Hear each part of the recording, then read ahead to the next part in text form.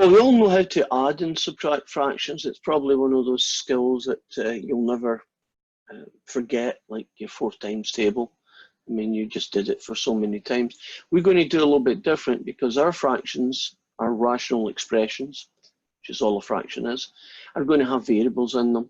So that just changed the game a little bit, but not too much. We're going to focus on only 2 kinds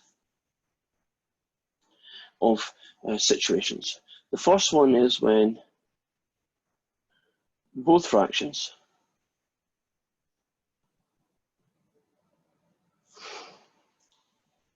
have the same denominator.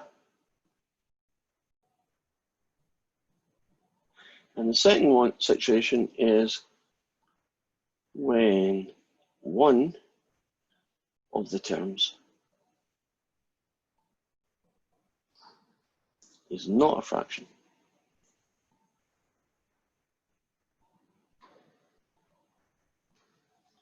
So we're going to look at how to add 2 fractions together when they share the same denominator. So they both have the same bottom term. And that's pretty easy. You've seen it before, right? You just add the top 2 together and make it look pretty, but we're going to start at that point. And once you've added them together, you try and factor and simplify if at all possible. So let's do as an example. Suppose I had x over x squared take away 9, and I wanted to add 3 over x squared take away 9. Well, that was the first thing. These are not nice things like 3/4 add 5/4 or something, but they still count as sharing the same denominator, right? They both have this term x squared minus 9. So you are allowed to just basically add the top 2 terms together.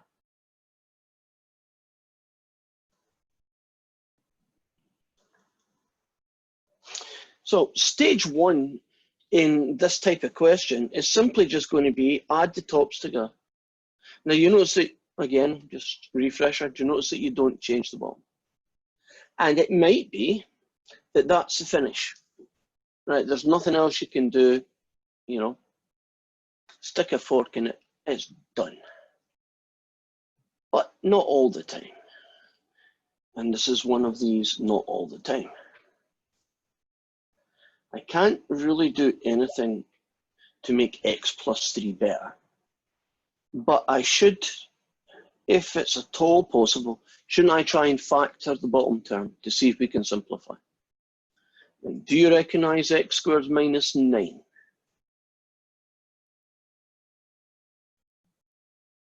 Okay, does someone want to tell me what that factors out as? Because it is a difference of 2 squares, and I saw some nods. X plus 3 and x minus 3. Is this kind of deja vu? Yeah, we've done it, we know how to do it. Yeah, that's true, but you can never have too much practice, right? Because you just get better the more you do. Now, when this particular one has factored, do you see that we have a 1-for-1 cancel? And nothing else is going to cancel. So we have a 1 in the top. We have an x minus 3 in the bottom, and we are finished. That's as good as that particular question's going to get. Okay. Let's try another one. I don't know, I'll call this example A, I suppose. Quite call it something. Call this example B then. 3m n cubed over 2n m squared.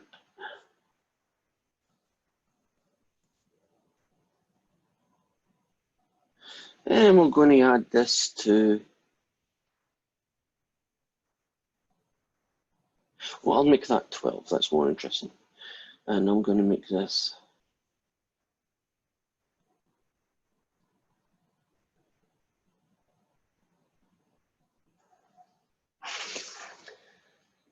2 rather ugly looking fractions. They have 2 variables in them, which is totally fine. The good news is that aren't the bottoms the same? the denominators are the same. So the bottom is going to be 12n m squared. I have this guy added to that guy. And again, that might be the answer, but not this time. So we got to look at this guy here. I'm going to move my equals a little bit further over because I think I need a bit more room. And there's really nothing you can do to the denominator. But let's look at the top, the numerator. 3m n squared plus 3m squared n. Do you notice that those two terms have a common factor or two, right? You can factor them by pulling out a common factor, something that is shared by both. Well, they both share 3, agreed?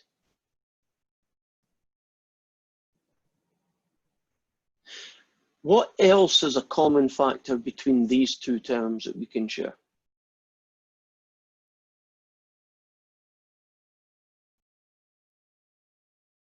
N. Okay. M. Is there anything else that's a common factor? N. N. Would you agree that's it? They've got the best out of the mess that we could do. Now you do a little bracket thing, or parenthesis as Americans call it. You got a 3 used up, yep, an M gets used up and one of those N's is left.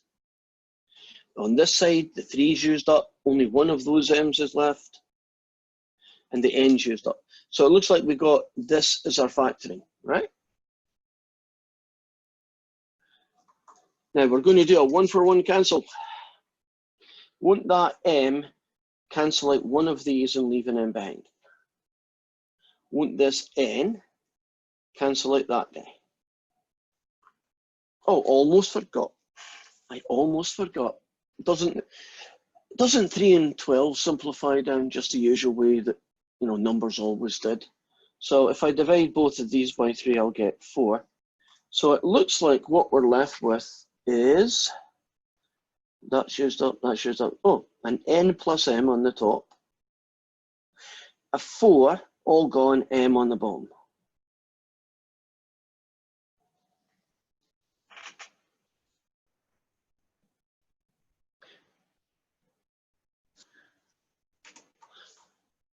Are we comfortable with that question? There is a kind of flow to it. At least the beginning is going to be easy, right? Add the tops together. And then after that, isn't it just more of the same? And by that, I mean, don't you basically factor and cancel? So hopefully, you know, we're getting better at factoring, right? If you needed to, you've had a look at that extra unit I put on the PDF that gave you a chance to practice your factoring skills. Now, let's do this one, column C.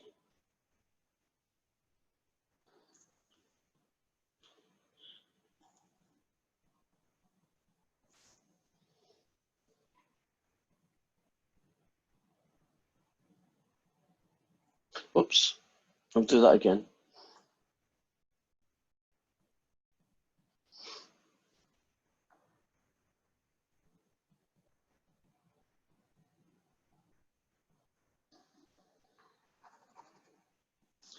Okay, well, this is subtraction, not that different from addition. And the common denominator in this case is x minus 3.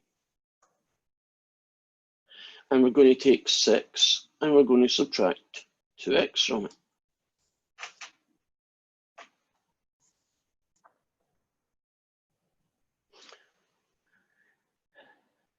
Well, that might be the end, but again, it's not the end. This one does factor. And it has a little sneaky thing at the end. Well, there are not an awful lot of things you can do to 6 minus 2x, but can't you at least factor out a 2? So I'm going to take out the 2, and it's going to leave me with this guy.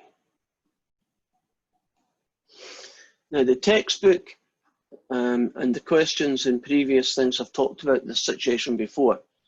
Isn't 3 minus x and x minus 3 called the opposites of each other? I think that's the term the book uses. And although they are not exactly the same, they're close enough to each other to allow a cancel, aren't they? But there's something you have to do when you do that cancel. You don't just leave behind a 1, don't you leave behind a negative 1. And I just think of that as make the answer negative. That's how I see it. Now, in this particular question, what you're left with is a negative 2 over a 1, which isn't an even fraction. So those two fractions, when you subtract them, end up with the number negative 2. The answer doesn't even have an x in it. So it can be quite, this skill set can be useful for simplifying fractions that are being added and subtracted. You know, I can look at that and say, well, that's a lot nicer than this. Are we doing good? Just nobody having issues so far. That's a good sign. Well, I'm going to pause for a second.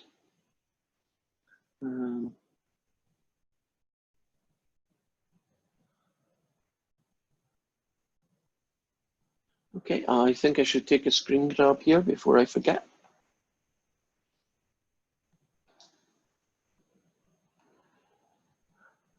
I don't know if I should say smile when I take a screen grab. It feels like I'm taking a photograph. Too late now, I've taken it, so if you had a grumpy face, that's the one I'm getting to see. Okay, I just put all these pictures in a folder, and then I eventually will get round in like a class register. I'll add up how many times I see each person. But as you know, you got 2% for turning up today. Every 2% adds up, right? It's beginning to add up already, isn't it? Every 2% adds up. Right, where are we? Oh, I'm going to go in and look at some homework questions just to kind of show you that where we are in the big scheme of things. Right. Now, the early questions are going to be relatively simple. In fact, they might be so simple that you'll talk yourself out of it and think it can't be that, I must need to do something, and you try and do something that shouldn't be touched. I'm assuming, are we all looking at question 4 right now? This big gap here? Right. Would you agree that these two just add together and you get 10 in the top and 3x in the bottom? Right? And when you do that particular one, let me see if I get away with this or not. Yeah, great. Then when you click on it, you know, you get the little math palette and you do a little fraction and you basically just say 10 in the top and 3x on the bottom. And it's done, right? It's as simple as that. It's not a very sophisticated thing here. Most of the time you don't even use, you don't use that trig thing, or, quite a lot of the buttons you just don't need to go near. Isn't that question finished? Like 10 seconds done, right? We love questions where that happens. Let's look at something a little bit more. Right, if I was doing question 6, and I'm kind of using this as a way of doing the answer, wouldn't you add the top together and get 2t, and then leave the bottom alone, which is 8r? That would not be accepted, I don't think so, and it shouldn't be. If it does, it's wrong to do so. That's not the final answer, is it? I see your mouth moving, Mark. Did you notice that there's a 2 that cancels? So what you really should have done here is not what I'm doing. I'm just showing you like it saves me going in and out. But can you imagine you divide the top by 2 and you divide the bottom by 2? So your answer should only be this guy. Don't write this guy equals that, because I think it'll screw up the poor computer. It ain't that clever. Just write the final result, the simplified final result. Can you imagine that 7 is going to be pretty straightforward? Right, share a common denominator. Right, How about combining these two? Actually, let me do that one. That one looks interesting. I have 12y over y take away 4, subtract 48 over y take away 4. Right, so I'm going to leave this guy for a second. Oh.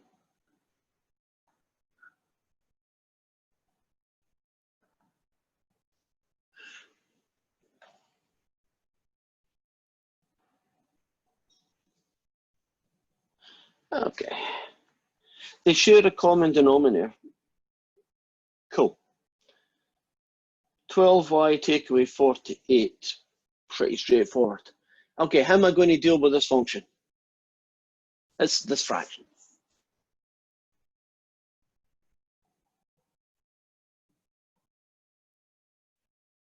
Gonna have to do something.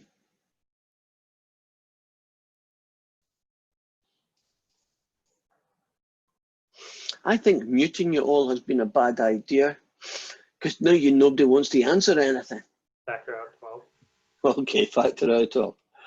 So if you take out a 12, you get that, a factor. I'll put a little bracket around the bottom. Oh, now isn't that nice? Can you see what's going to happen here? A 1 for 1 cancel leaves me just with 12 over 1, which means that the answer is just 12.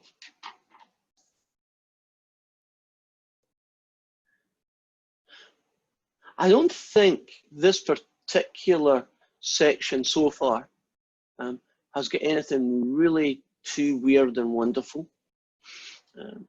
Okay, suppose we're doing question 10.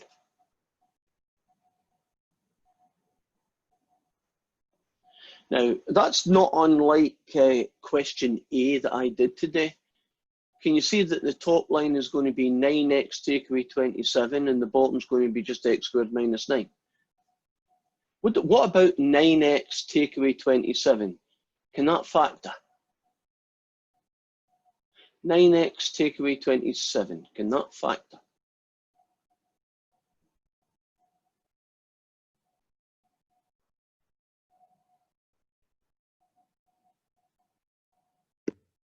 You can factor out 9. Yeah, agreed. You can factor out a 9. Would you also agree that the bottom is a difference of 2 squares? Do you know if you do all those things that we've said to factor them, do you know they're going to be a nice bit of cancelling and you are good to go, right?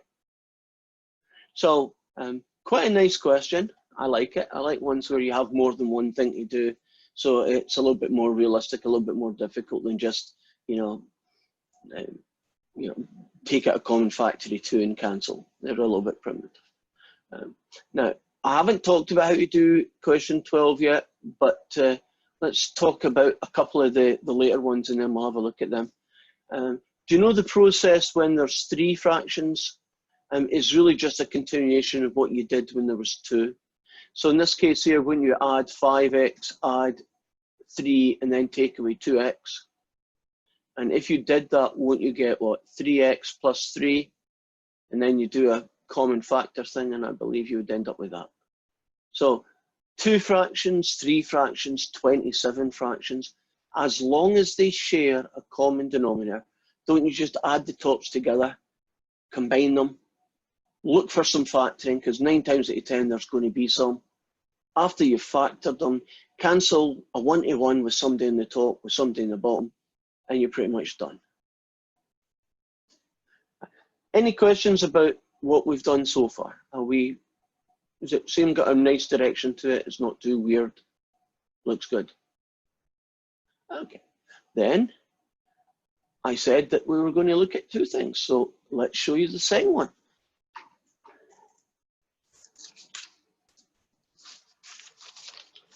The second one is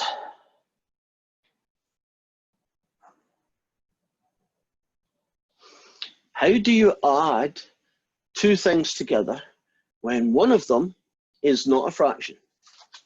In this case, it's a number 3 being added to the fraction 2 over x plus 1.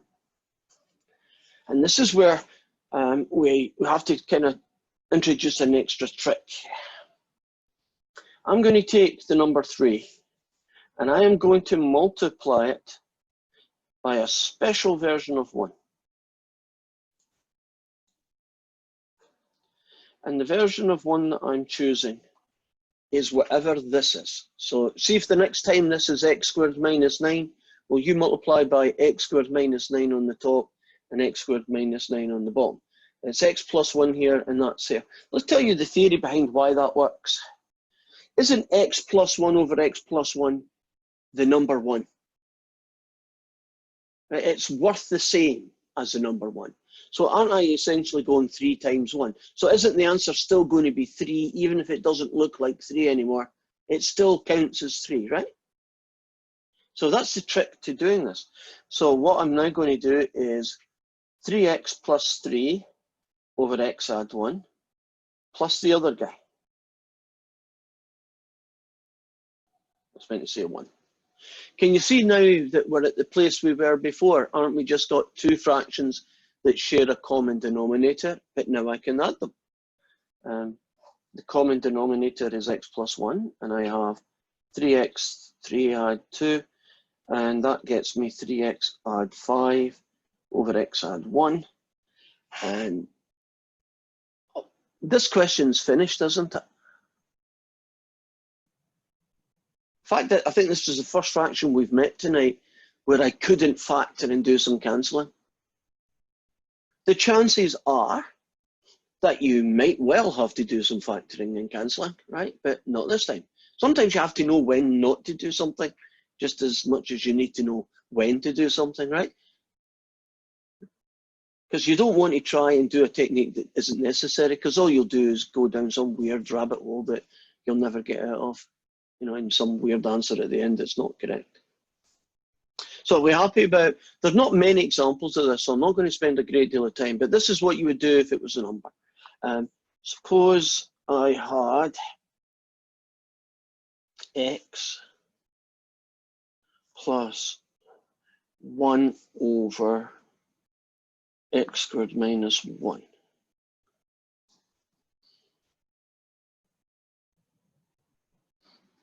Right. So I'm picking a really ugly one. Now I take this term and treat it just like the 3. I'm going to multiply it by a special version of 1. That's just a bad dot. What version of 1 will I use in this question?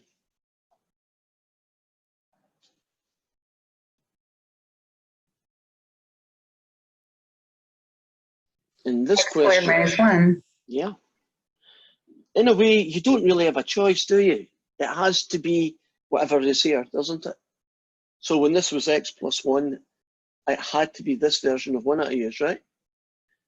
When this said x squared minus 1, it had to be this guy. Now, I put these guys together, and what do you get? You x cubed, take away x over x squared minus 1, plus a 1 over x cubed minus 1, and then you combine them. And I'm not very good at creating questions where there would be a little factor and cancel thing, but can you imagine that you might see that? Are we comfortable about how to take a thing that's not a fraction and add it to a fraction, as we've shown in these 2 examples? Are we also comfortable about how to add 2 fractions together, or how to just subtract 2 fractions together? Feel good about that? Right. So I'm just going to give you, one of each kind, just as a little practice, right? Make sure that everyone's going good, and then we will move on to our next section, because that's basically the add and subtract section done. It's a very short section. Okay, so here is your 3 shots. Oh, I'm going to do x squared over x squared minus 1 minus, no, let me get 3x squared, that's much more interesting, over 3 lots of x squared minus 1. And the second guy,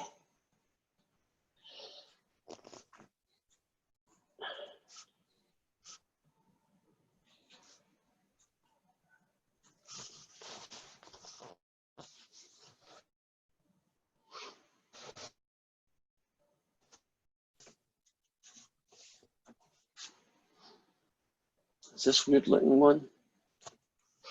And your third one.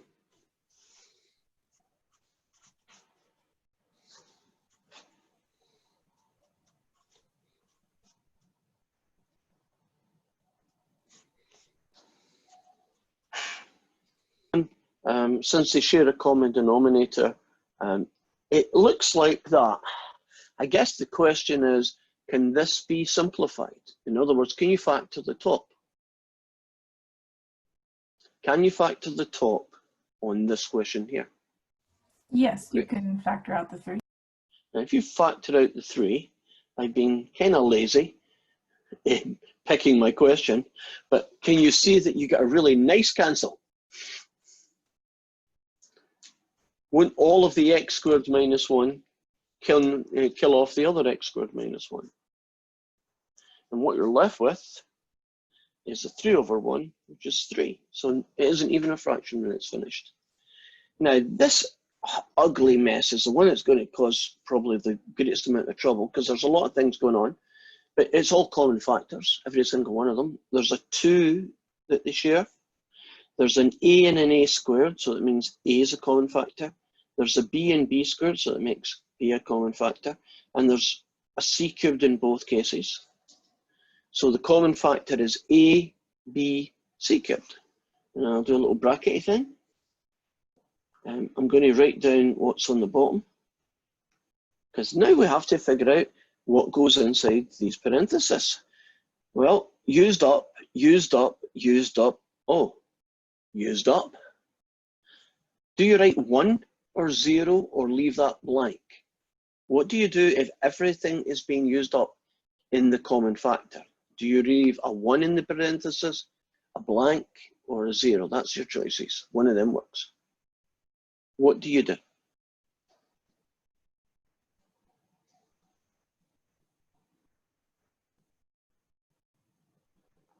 A 1? Correct. Do you know when we do cancelling, you always leave a 1 behind? See, when you do factoring, always leave a 1 behind, right?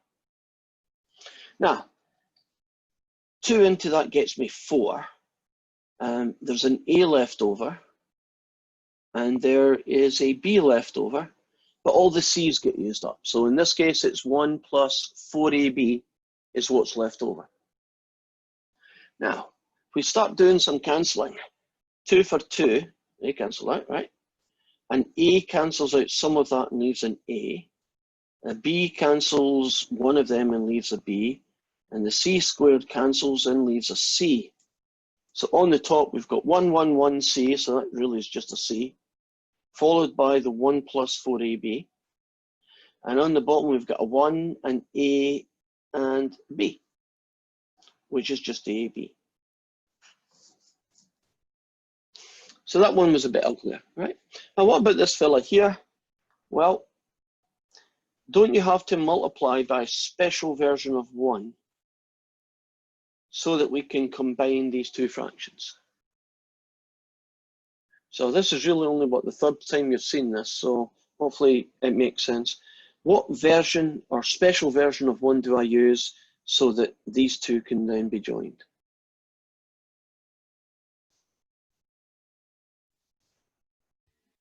X squared minus 16. If you ever look at a question like this, see where that guy is. Whatever that guy is, that's your special version of 1. If you remember that, you're going to be fine. So on the bottom, we have a common denominator. And on the top, basically, I have a 4x squared, take away a 64 plus an x, because I couldn't find a question in my head that would factor and cancel. But bear in mind, the book's better than me, so you might end up, getting a question where the top could factor and therefore cancel. So always be on the lookout for factor and cancel, right? It might not be there, isn't here, but always be on the lookout just in case it is.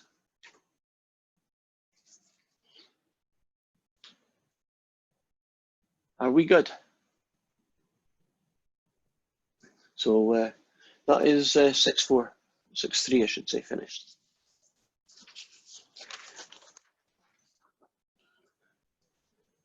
Let's talk a little bit about your midterm, because it is coming up, and I think it's helpful if we share some things. I'm not sure what the heck, where the heck are we? Is it here? Here. Are you looking at least my version of Math 99 Canvas page? Can you see that? No. I need a yes, I know, a thumbs up or something. Yes. Thank you. We're good. Right, so what we're looking at here is some of the stuff. I just put it on lately so you can have a look at it. Right, what's going to happen is that when you turn up on your usual 5 o'clock on Tuesday, it's that 21st, I think, isn't it? Tuesday, 21st of July. So when you turn up at 5 o'clock, your exam will begin. So you might want to turn up a little bit earlier just to be ready to go.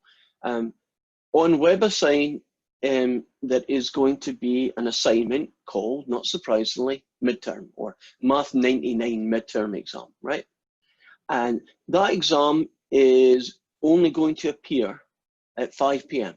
So at 4:59, you're going to look and there's nothing there. And at 5 o'clock it is. So you might want to refresh your web browser if you're in early. Now, if you want to refresh, at least on mine's, and you see that funny little circle with the curve on it, if you hit that, it refreshes it, right, it reloads the page. I guess you could always just close it and then load it back up. You know, that would do the job. Although it will appear at that time, I don't think WebAssign automatically refreshes. So you might be here at 5:10 and saying, where's my test? I've been here since 4:30 and I still can't see it. And the reason you can't see it is you never refreshed your page, right? It's an easy mistake. So you'll have it and it will be here. I'll probably stick it somewhere really obvious, like up the top. Not here, but on your WebAssign, I'll take that back. And what happens is that you're going to do your test. Now, here's a couple of the changes. Have you noticed that when you do your homework, there's like, show me another example or hint and a few other really useful things like that. And no doubt you've used them from time to time, which is what they're there for. You're meant to use them when you need them. None of that will appear. So when you get your midterm, all you'll get is the questions and you won't be able to look at examples like it. Second change, you know in your homework you get 3 shots. You know, if the first one doesn't work, then you get second shot. If that doesn't work, you get a third shot. You only get 1 shot. So you have to be really as sure as you can be that that's the right answer and you type it in. Third difference. When you do these questions, I expect to see working. So do you know those questions we've been doing today? There was at least 2 or 3 lines in almost every one of them, wasn't there? So not every question. I know there's always a couple of weird ones where, you know, you just pick out of a choice, you know, the word is factoring and you pick the little circle that says factoring. I don't see working for that. I understand that. But the vast majority of questions, you have to do stuff to get the answer. And that physical stuff, even if you're doing in your head, I strongly suggest that you do it on paper and you get the answer on paper. And then the answer is 4 over x plus 1. Then you go to your little box, right? And you type in 4 over x plus 1, everything's cool. When the exam is finished, you'll have working, right? You might have 8 pages of paper or something. So what I want you to do is you have to get it uploaded. So if you click on this link, because you probably never needed to use it yet. Can you see Adobe Scan, or will I have to go out and in and do it? Right. There are more. This isn't the only thing you can use. I'm just picking this because I scanned in and said, yeah, that looks pretty easy. And it shouldn't cost you money, because at least when I went in, I could download it and it was free. And I don't want anything that's going to cost you money, right? If someone comes back and says, hey, you're only allowed to do 10 pages and then you get charged money, then that won't matter, because you'll already have given me my midterm before you needed to pay for anything, right? So you'll be fine. But it hasn't done that when I've tried it. So you click on that little link there and it'll take you to Adobe Scan. And I could risk that. Are you now looking at Adobe Scan's picture, or will I have to go out and in? Can you see a new page that says Adobe, now your scanner is in your back pocket? Can you see a page? Right. So if you've got an Android phone, click on that. If you've got an Apple phone, you click on that. And what you get is basic, that's a cool little picture. You take your physical homework, right, your test or whatever you want to call it, right, and you take a picture, and then next one, take a picture, next one, take a picture. And what it will do is it will turn that entire set of pictures into PDFs, which is a pretty standard format. So can you imagine you finished your exam, you have 6 pages of homework, 6 pages of working, you've used this little gizmo, you've got them on your phone as a PDF, now you have to get them to me, right? Now, this software will store your PDF, it puts them all together as a single PDF, it will store them somewhere. What I sometimes do when I want to actually put notes online is that I email it to myself, and then I can go into my email and download it onto my PC, because it's a little bit easier for me to do stuff on my computer than it is in my tiny little phone, which is a bit cumbersome. So that's what I do. And let's return back then. So are we looking, hopefully, never know, are we looking back at our site, our Canvas homepage? Good, see notes. Yep. Right, so you've already got that downloaded. In fact, you've got a bit of time here. Why don't you sometime in the next few days download it, do some practice runs, take pictures, see how it works, you know, get used to it. It's pretty intuitive, but you know, you might want to say, my bedroom's a little bit dull and it's not coming through clearly. So maybe you want to, you know, take it to your living room and, you know, put a desk light on it or whatever and do it there, whatever. Right, just do some practice runs on it and that's fine. So you've got it ready to go. You've got it saved probably on your desktop, on your computer, something like that. How do I get a hold of it? Because right now it's a PDF. There are 2 ways to do it. The first way is how I want you to do it. And the second way is what you do if it doesn't work. Right. So this is how I want you to do it. Do you see this thing here says upload midterm exam working here? You're going to click on that guy. And I've got a little video here that kind of takes you through the steps of how you do it, but it's pretty straightforward. On the day of the final, there'll be a little thing down here that you'll see. It's like this, but it'll say upload file, and you click on it. And when you click upload file, this will appear. And then you say, click, that's the one. Click, this is the one, right? And it uploads it. And then you say, okay, I think you say okay a couple of times, and you're done. So you basically go in here, hit the little box that says something like upload file. Oh, this little window will appear. You go hunting for wherever you store that, you know, that PDF of all your working. You choose it, you hit open, or whatever it is, open twice, boom, boom, and it's done. The clever thing is that every single person has a unique Canvas ID. So when you go into your Canvas and you load it up, it gets sent to your place only. So I know that that one's yours and not John Smith's or anybody else's. And that's really very helpful for me. Now, I don't know, things happen, awkward things, it doesn't upload, my computer just doesn't like it, whatever it is. Plan B, the second way. We'll still assume you've got a nice PDF where you're working. Can't you send it to me the usual way, my email address, and put it in as an attachment? Right, just add it to the email. Here's my midterm working attachment, go. Now I want to sell why I need to see working. I don't need to see it for homework, but I do need to see it for your midterm. Your midterm is 20%, and then later on, your final's going to be 30%. Half your grade is based on these 2 big exams, right? They're major importance. So we want to be fair here. We want to make sure that the grade that everybody gets is the one they deserve. So one of the reasons we're doing this is to prevent cheating. If I can't see the working for a question, and I know that question needs 6, 7 lines of working because it's a really mess, you know, imagine trying to solve, you know, one of the system of equations things. You know how many lines you sometimes have to write for that thing, right? If somebody just says x is 3 and y is 4 and I don't see working, that is not going to work. Can you see that you're just not going to get the points for it? So don't do that, right? Because I'm not accusing you of cheating, but that would be the most likely reason for that happening. Right? How could you do, you know, 15 lines of working in your head, right? It's just not a viable proposition. So that's the first one. That's, you might think that's a negative. I don't think. I think making sure everybody's honest is good, right? Because that means you know that you're going to be treated the same as everyone else, right? Nobody's going to get a head jump on you. The second reason is good for you. Do you know that the software is not very clever?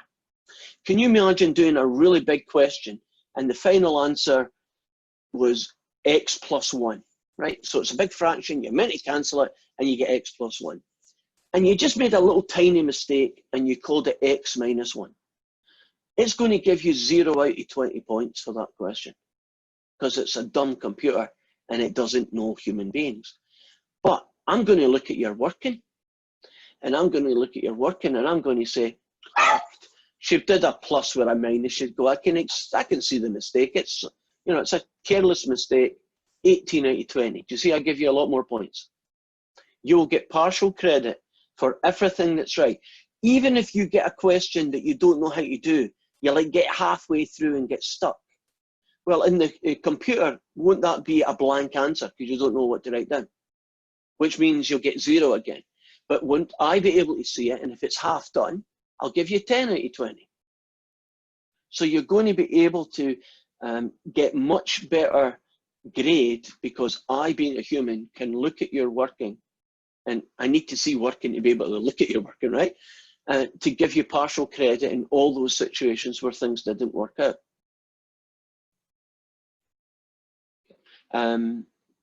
This is unlikely, but I guess it could happen. Can you imagine you did a question where it's a really long question and the answer was 3,4, and you go to the book, you go to the machine and you type in 4,3 because you just got excited, and then you go, I didn't mean that.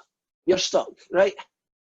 Well, when I see you're working and I actually see that it's correct, I will just ignore the fact that sometimes you forget in the heat of the moment to write things down exactly the right way, right? So that is it. Are we comfortable about the piece of software that you're going to use your camera for? I'm assuming everybody's got a cell phone, or if not, steal your little brother's wife, partner, next door neighbors, right? Whatever, you know, just for a picture, send it to your email and you're done. You can do it other ways. Do you know if you're lucky enough to have a printer that has a scan feature, can't you use that instead? If you're more comfortable, totally cool with that. I think that's the only things there. You might actually have a piece of software that you used for another class that did the same job, you know, that converted written work, paperwork into PDFs. Use that. I just gave you that Adobe scan as an example. You can find whatever you like. Any questions about how you're going to do the midterm? Right? You've got 3 hours to do it. It's 5 to 8.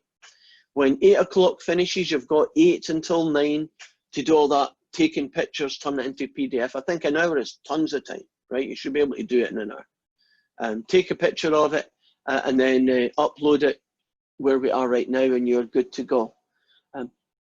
While my brain's still working on it, you may not know it because you don't see what I get to see, but do you know that many of the homework questions that you get, and the same thing's going to be true about the test questions, is that they change the numbers. So I might be doing a homework question and you've got your homework and say, wait a minute, he's got 3x plus 6 and I've got 9x plus 18. I'm not even looking at the exact same question. That's deliberate. The software does that. So if you're on question 8, you'll have certain numbers that see somebody else, they'll have totally different numbers. So you can't really phone them up and say, what's your answer to question 8? They'll tell you, but it won't be your answer to your question 8. Do you see that? Just, again, it's a feature that discourages cheating, which I'm all in favor of. Okay, are we good right now? Is there anything you want me to talk about Are you comfortable with the process? Right. So in And, yeah. on Canvas, it says the midterms on the 20th. So is it going to be on Monday or on Tuesday? Oh, did I say 20th by mistake? Yeah. It's Tuesday the 21st. Where did I see that so I can go and change it? Where did you see it? I was looking at, I think it was the syllabus. I put it there. Yeah. Right. Well, we're going to have a little break in a wee while. Very few minutes. I'm going to go in and fix that.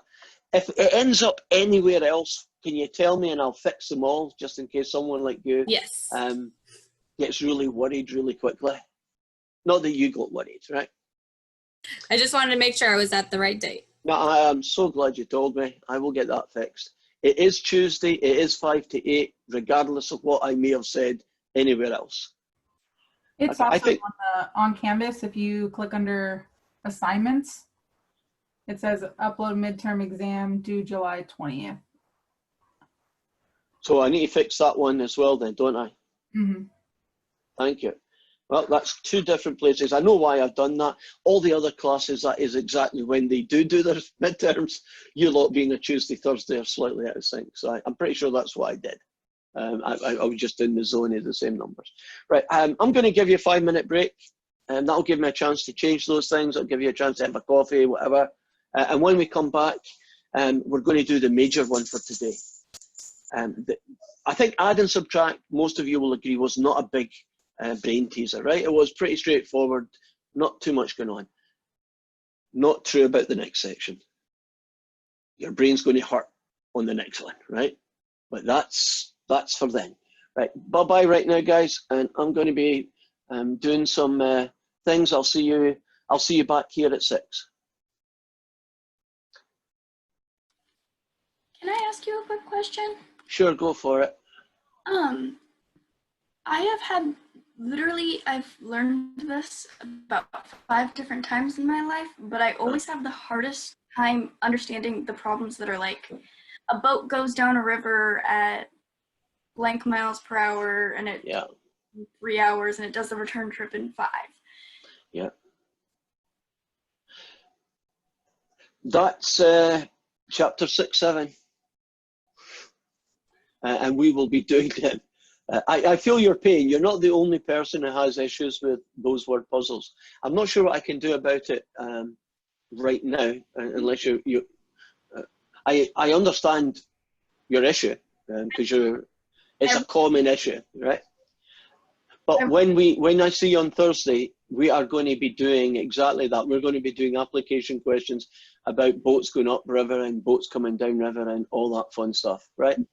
I have a bunch of notes saved exactly on that topic because every time I come up on that topic in a math class, I have to go back to my notes and I have to follow my notes in order to get through it. It's just a constant issue for me.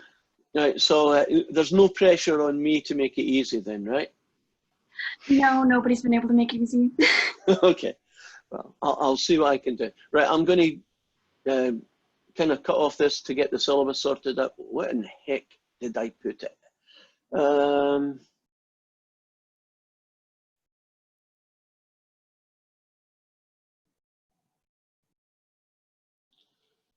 Didn't put it there. So where did I put it? I'm looking for the, I mentioned where the midterm was and I gave the wrong date. No, that says Tuesday 21st. Tuesday 21st is okay here. Oh. McKenna, are you still there? Yes, I am. Can you go into your Canvas and look at your syllabus and go down to the thing that says 3 midterm exam 20%? Because it says Tuesday the 21st here. And I'm trying to find out where I told people it was Monday the 20th, because I meant to fix it and I can't fix it if I can't find it. So it says Monday the 20th on mine. And also it's in the assignments as well, where you right, I'm going to go to the assignments, but I'm looking at mine and it doesn't say that, which is, how can it not be the same syllabus for everybody? Right, I'm going to show you what I can see. It What, does say Monday the 20th on my syllabus. Yeah, 20th on right, mine send it too. to everybody, but I can't fix something if it's already saying the right answer. I mean, I could type over it, but that's not going to be any. I'm getting confused, which is, whereas I've lost everybody. Okay, here we go. When are we back from the break? Well, we're probably going to be back in a few more minutes. So I may be a little bit longer because it's taking me more time than I thought it was going to do. Right, this is my syllabus, right? And if you look at the midterm exam, it says Tuesday the 21st, but everybody here is telling me that their syllabus says Monday the 20th. Is that true?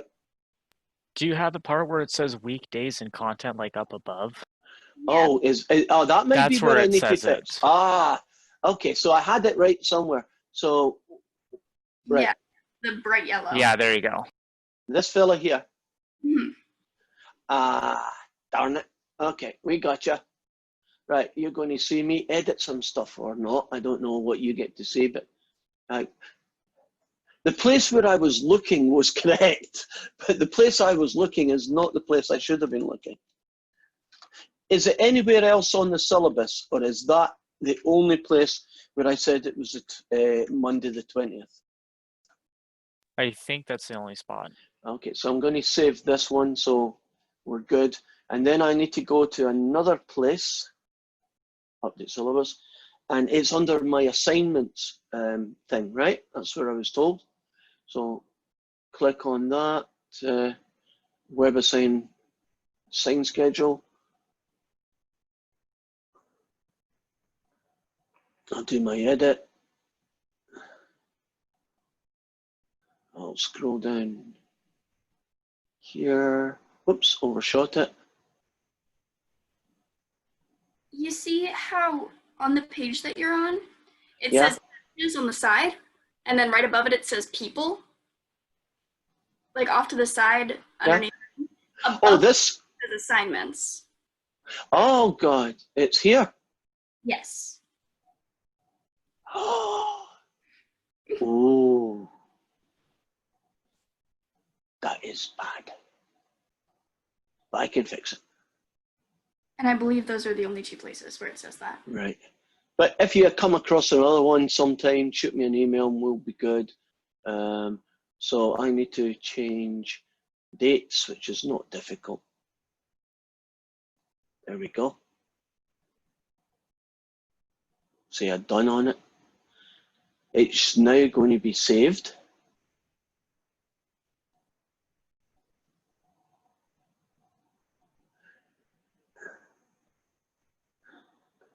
Let's put an overkill. Whoops, I almost said the same thing again.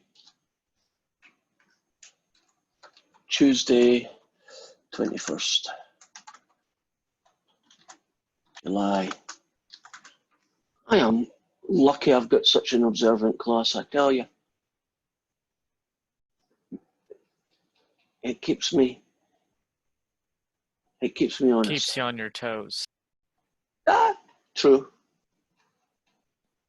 I think I need to double save this one because of its process. So this one now will say deadline Tuesday 21st. That should be good. If I click on assignments again, it'll reload and it says the 21st, so that's good. And as far as we know, that's the only places where I mentioned that. Let me go to the home page, check that out. Yep. Don't worry about the 0 points. It's a placeholder. It doesn't mean you get 0 points. It's just it's a way of doing it. Okay, that's good. I think we are ready, and I have to kind of keep a promise now. Probably one you wished I wouldn't keep. I promised you that this last section is going to hurt your head. Agreed? And we are now going to, in a few seconds, because I have to kick out of this one, and we're going to kick in. We are going to look at how to simplify complex fractions.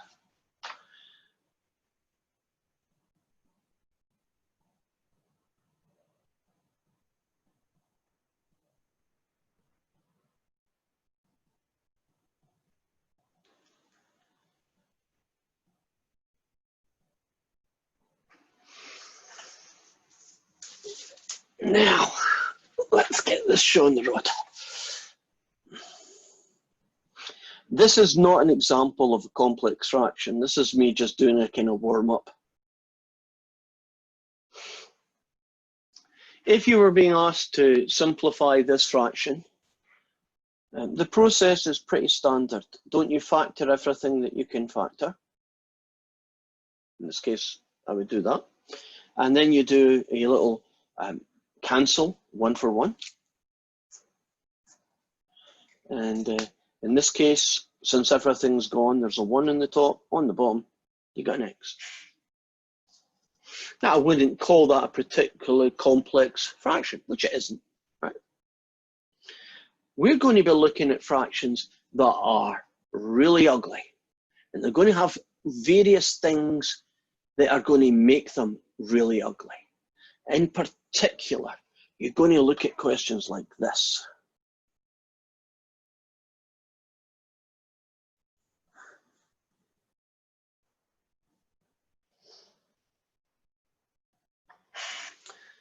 What you're looking at here is a fraction where the numerator, and in this case, and the denominator, both have fractions in them.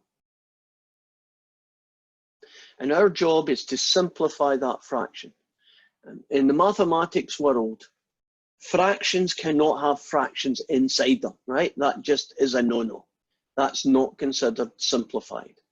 So we have to figure out how this ugly thing is going to get transferred, created, fixed, whatever the one you want to use, how it's going to become a nice fraction, right? And I am going to use a trick that I've already used, but I'm going to use it for a different reason.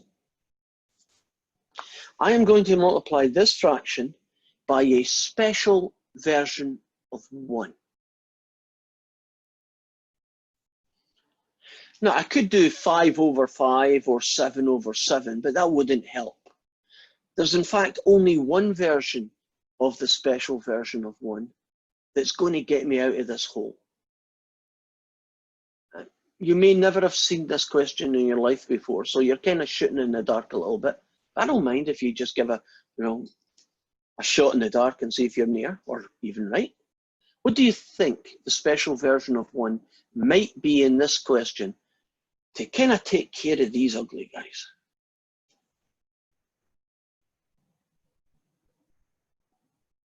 A. Oh, nailed it. Okay, tell me why, because that's right. What were you thinking? Why A and not all the other things it could have been, I guess? I'm treating each fraction separately. So like I look at the top differently, like on its own, and the bottom on its own. And you're figuring out that A will fix. Yep. And it will. Now, this A is going to multiply both terms. So A times 1 over A gets you A. A times 3, oh darn it. 1 over A times A gets you 1, that's better. And A times 3 gets you 3A. Glad I fixed myself. Now, A times 4 over A, right? A times 4 over A. Won't they cancel out and get you 4? And if you're not sure what the heck I'm doing, because I'm only saying it, I'm saying that. Now, if you do that over 1, does it help to cancel, and do you see why it's 4? That's kind of my working, right? Now, A times 2 is good old-fashioned 2A. And then you look at what's there. In this particular question, that's as good as that's ever going to be. I guess I could pull out a common factor of 2 on the bottom, would you agree? But that wouldn't really help much. So I'm kind of happy with that question. I'm calling that one done.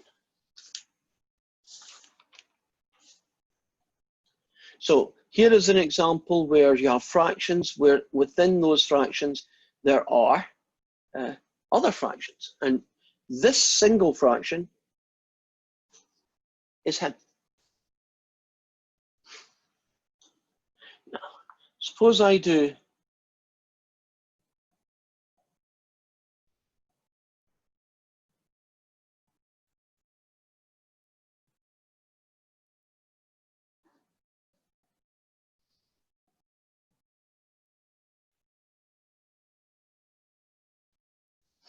Suppose I was wanting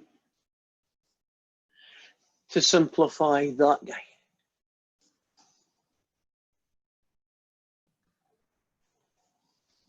What special version of 1 will do the job?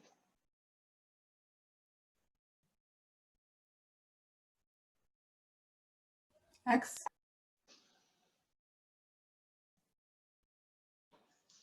Did you notice in this question here that A was the guy that worked?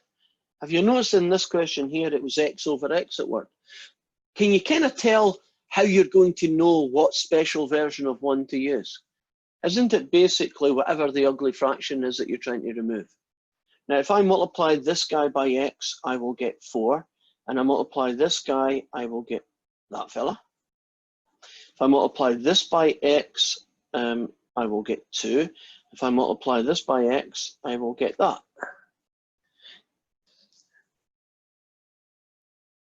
Now that might be the answer. And then again, it might not. Anybody see anything I could do to this fraction to simplify it even more? Factor out a 2 on the top.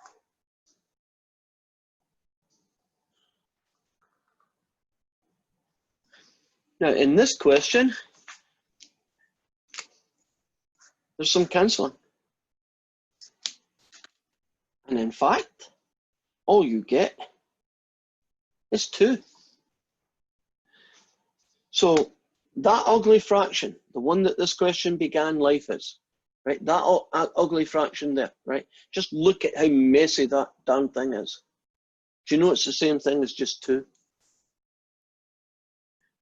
So it's kind of impressive, right? This simplification process does allow us to take complicated fractions, right? Fractions with fractions in them, for instance, is an example of that, and reduces them and simplifies them down to something much nicer. I am going to just zoom out and zoom in, and hopefully, yeah, in a few seconds from now anyway. Whoops. Can't see what I'm looking for. Is it here? It is.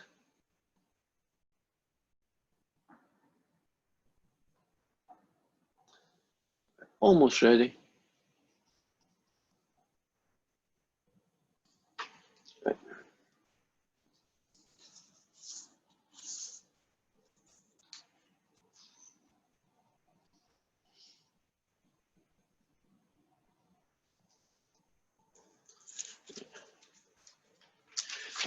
Although you can't see it, I'm basically just looking around for examples that I can use, or at least things like it. So I'm picking questions similar to the homework.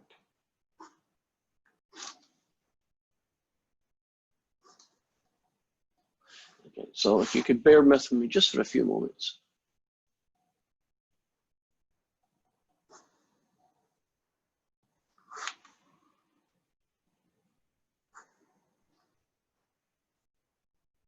Right, I'm ready.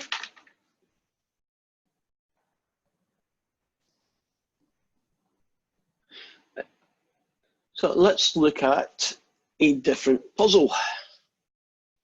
Here's a fraction that has a fraction on the top, and that's all, and it has a different fraction on the bottom, and that's all, right? So it's a little bit different than, you know, this one, because it's got 2 pieces. It only has 1 piece on the top and 1 piece on the bottom. And so we're going to tackle this a different way, right? Because it depends on the situation, the method that you're going to use to try and make it work. You've been really good at coming up with the answers and the techniques without me even telling you. So I'm going to ask again, maybe we'll get lucky. How do you think I'm going to tackle this guy over this guy?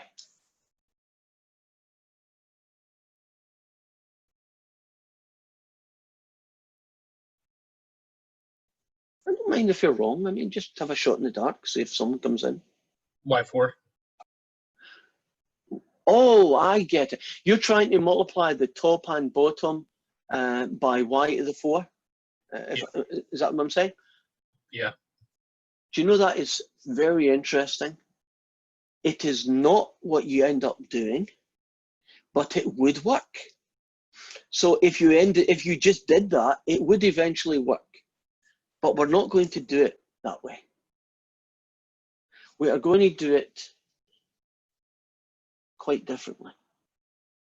Do you know that a different way of looking at a fraction is that it's the top guy being divided by the bottom guy? You know, you can think of a fraction as really a division. So I'm going to take the top guy and I'm going to write it down as that. Now, this is going to bring back some memories. Remember we did multiply and divide fractions? I see a smile, Mary, so it did bring back a memory. What do I do next then?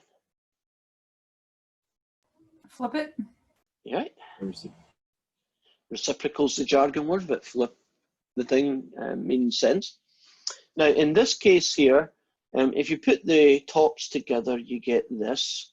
And if you put the bottoms together, you get that, right? So I'm just going ax squared y to the 4 and 6xy. Now, that is good because don't we now have a single fraction with nothing weird in the top and nothing weird in the bottom, right? That's a good sign. Not unfortunately. Can we simplify this particular kind of question?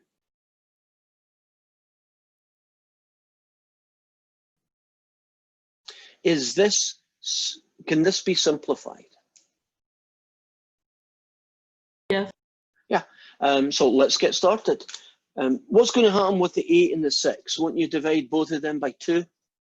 So I'm going to have a 4 and a 3. Won't the x squared cancel out the x but leave an x on the top? Won't the y to the 4 cancel out the y on the bottom, but that will still leave me a y cubed on the top?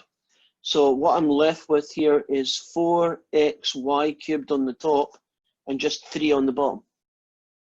So this ugly fraction ends up being quite a nice looking fraction when it's finished. Would you agree? I've definitely simplified it. And that's the goal. Here's an ugly fraction, make them look nicer. The nicer you can make them, the better. And I've just realized that that's going to take me a lot more space. So I'm going to do the second example here. So it's 6t cubed over 5x squared on the top and 2t over 10x on the bottom. And I'm just going to convert this question into top guy divided by bottom guy. And then I'm going to convert the division into a multiplication by doing the reciprocal trick. And then if you put everything on the top together, you get 60xt cubed. And if you put everything on the bottom together, you get that guy. Does this have a nice flow to it? Does it seem like it's going a place that seems sensible? You know what's going to happen now, don't you? You're just going to do the cancelling and you're finished. So quite a lot of good cancelling, I think, in this one. Won't the 60 and the 10 cancel out and leave 6? The x and the x squared will cancel, but it'll leave an x on the bottom. And the t cubed and the t are going to cancel, but won't that leave a t squared on the top? So what I am going to have here is a 6t squared, and on the bottom, oh, just an x. So ugly, nice.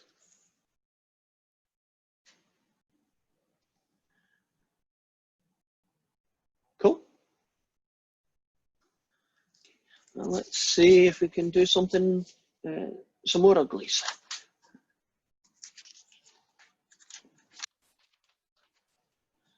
I guess I shouldn't really insult rational functions by calling them ugly. They can't help the way they were built, right? It's not their fault.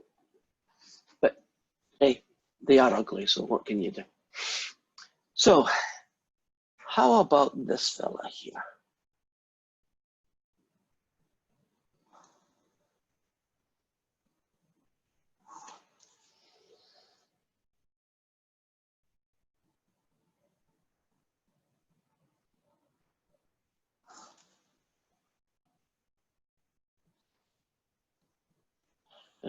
The only reason I'm putting little brackets around them is just to emphasize, because sometimes when you get fractions over fractions, it's hard to tell where, you know, the split is.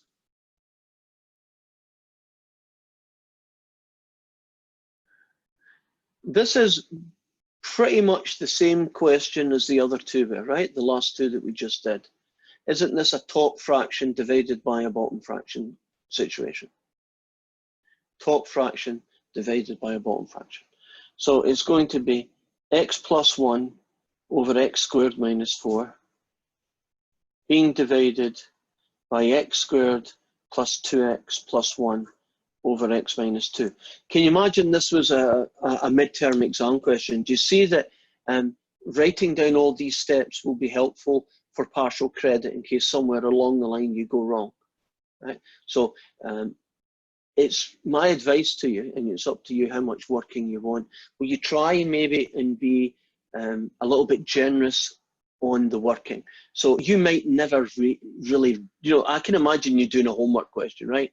You might not write that line. Might you skip that line and go straight into the turn me upside down line?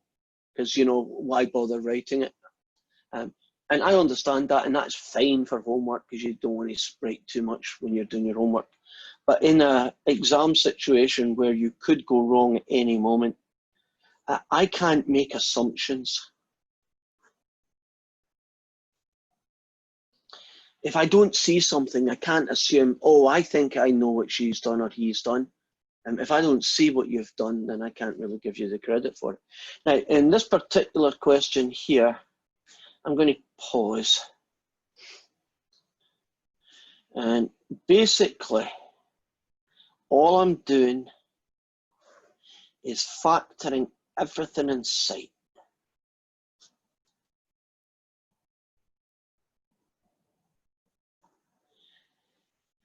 Can you see the top two guys are just good to go? But can you see this fella is actually an x plus 2, x minus 2, and isn't this one an x plus 1 times a second x plus 1? So in this case, you really do need to, if you want to simplify it, have to factor things. Okay, we're ready for some carnage here.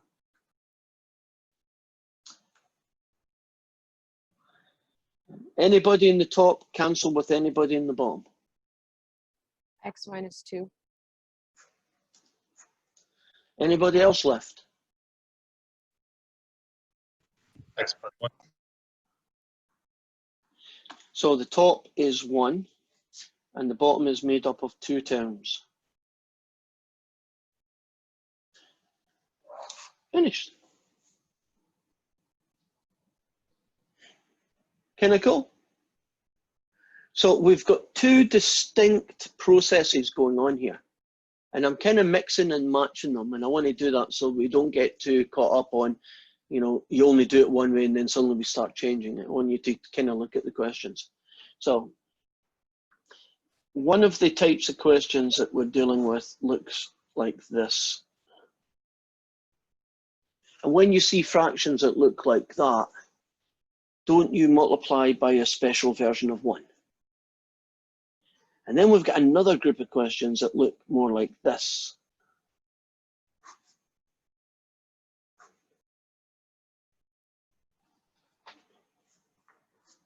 And when you see the guys that look like that, isn't the strategy different?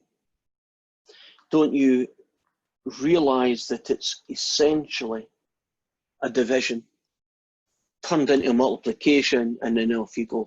So the method for solving this is not the same as the method for solving that. And it's important that you recognize what the guy looks like so that you can adjust your strategy to deal with it, right? Do you think it would be easy for you to tell when it's this situation as opposed to when this one? They do have quite distinct looks to them, don't they? They kind of just look different. I mean, doesn't this one always look like a big fraction over another big fraction? And this one looks like a fraction with something that's not a fraction, and a thing that's a fraction along with something that's not, right? They have a very distinct look about them. And that's going to be important because depending on how they look isn't the method that you're going to use change. So, I haven't told you a joke yet, have I? Do we need a joke right now? Yes, sir. Oh, that brings joy to my heart that I still have students into the third week who still want to hear my jokes. You lot are just hardy. That's all I can say. You can take it. And now I have to think of a joke. Has anybody got a joke while I think of one? Because I don't actually have one in my head. I'll think about it. But has anybody got one that might help me think about a joke?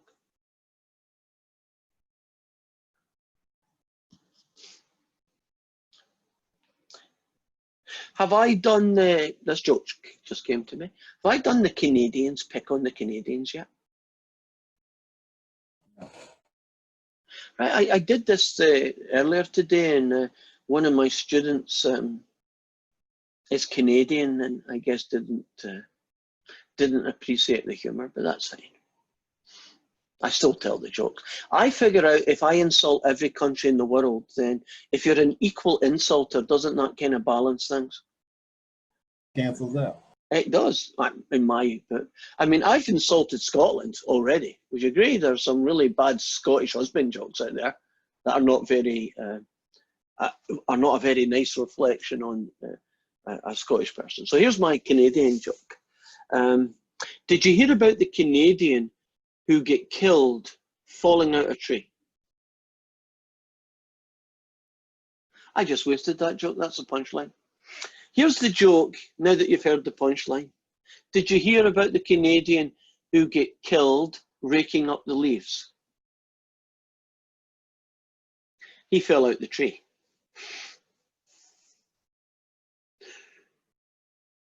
Oh God, that one died. Okay, I can still win. What is the difference between a Canadian and a canoe?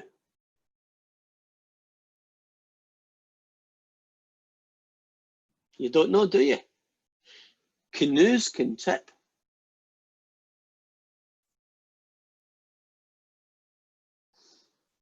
Oh, that one took a few seconds to kick in. Right, okay. Last one now. Canadian is walking down the street of his small town, his hometown, and he's got a big crate of beer on his shoulder, and he's smiling away, he's dead happy, and he's walking down the street. And he notices across the road his friend, and he waves, and his friend waves back. And his friend says, "What's that you've got in your shoulder?" And he looks at it and says, "Oh, it's a crate of beer for the wife." And his friend said, "That was a good swap."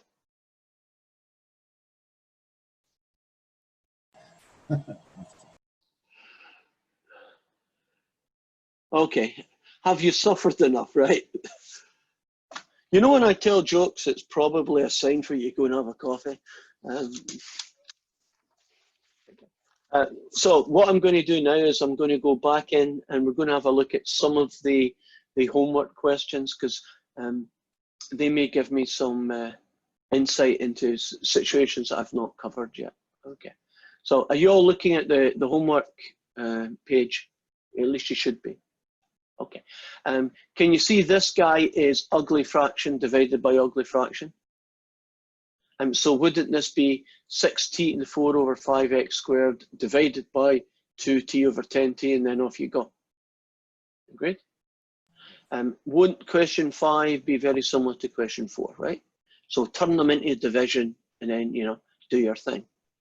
Now, what technique will I use in question 6?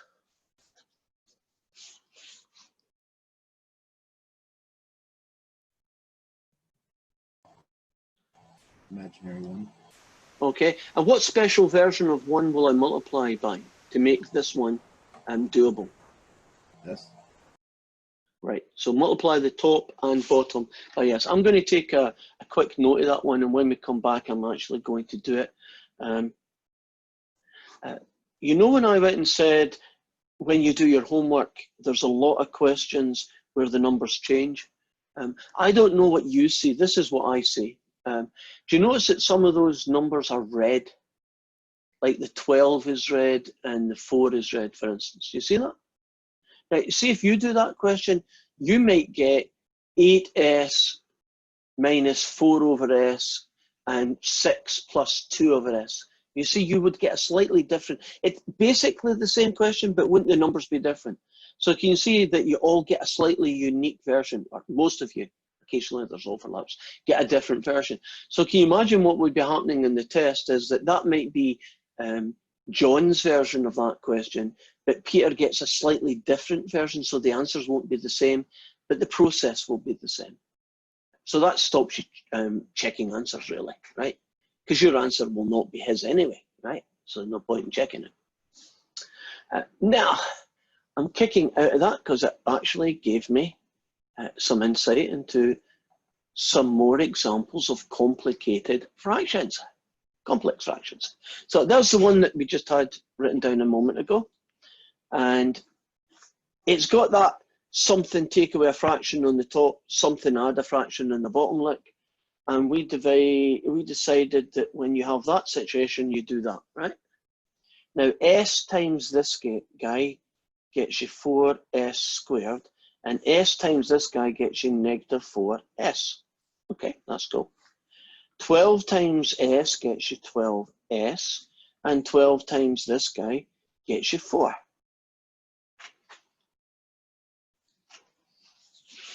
Are we finished, or is there stuff we could maybe do here?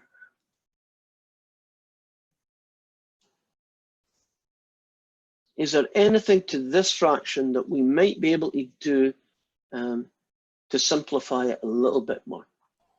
Factor out 4. Okay. Is there anything else apart from a 4 that you could factor out from the top? S. So I'm going to take out a 4s. That's going to leave me with an s take away 1. And take out 4 here. I'm going to get 3s, or add 1. Well, it's better than nothing. A little unsatisfying. Isn't the here. 4s on top supposed to only be a 4? What, this one here? Yes. Oh, I well just saw caught. that too. Yeah. So that's going to be a 4. Take away, what, an s squared minus 1. And on the bottom is going to be a 4. And you're going to be left with 3s plus 1. Does that look good now? Yeah. So it's a little bit unsatisfying here. But at least you get to cancel some 4s, right? And then I'm looking at s squared take away 1 over 3s plus 1. I would let that slide. In other words, I would give you full marks if you did that. But I can imagine that the computer, because it's not as nice as me, might have expected that if you want to see something in its perfect form, shouldn't it be factored as well? So although s squared minus 1 factors, it doesn't actually cancel with anyone. That's why I'm not so worried about it. But it's a good idea, isn't it, to always factor just in case there's some more cancelling that might happen. Are we good? So now I'm going to show you another complicated fraction, another complex one. And this one's got even more wrong with it than you've seen so far. So we are going to have 4 over x plus 2 over y. And here we're going to have 3 over x plus 1 over y.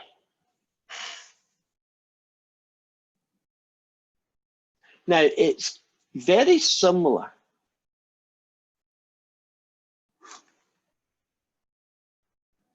to that question. Now, if it had been this question, right, this one on the right-hand side, wouldn't we fix it by the special version of one method? This guy is just a more complicated version of this guy. So we're still going to do a special version of one, But now our special version of 1 is a little bit more awkward. It's not going to be just y over y, because that won't take care of everything. And it's not going to be x over x, because that doesn't take care of everything. It's going to be xy over xy. Would you agree that's a special version of 1? But do you see, that special version of 1 takes care of all the bad guys, right? Not just that one or that one, but both of them. So let's see what we get, and I'll try and make careful. 4 over x, I'll write it down here. 4 over x is going to get multiplied by xy. Can you see that the x's cancel and the answer is 4y? And the next one is going to be 2 over y being multiplied by xy. This time the y's cancel and I'm left with 2x. If you do it to the bottom one, which is what? 3 over x, and you multiply it by xy, the x's cancel and you get 3y. And the last one, which is 1 over y, if you multiply it by xy, the y's cancel out and you get an x. So have we successfully taken an ugly complex fraction and removed the fractional part so it now looks like this? Now, in this particular question that I've written down, that's good, even if the back of the book doesn't let it. So if that was a test question, you would shoot the answer to me and I would look at it. But technically speaking, shouldn't you always factor as much as possible? Even if the factoring doesn't help to cancel, it's kind of good format, isn't it, to factor anyway, just because you can. So that would be considered a slightly better version of the right answer.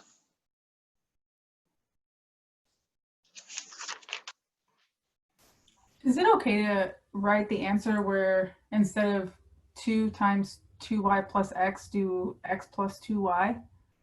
So if I pick you up right, is it okay to switch the order of these two? Yeah. Yeah, the mathematics said, don't do it if it was that. This is not the same as that. But it's okay if it's added. When two things are added, it doesn't matter who's first or who's second, it means the same. But when you're subtracting things, doesn't it matter who's first and who's second? Because that is not the same as that, right? So yes, as long as it's add, but no if it's subtract. It's the long answer. Okay. I'm pretty sure the software can handle that, right? So if you wrote down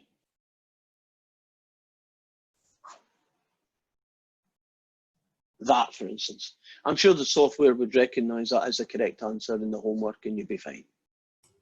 Okay, thank you. You're welcome. Do another one. Who shall I pick this time?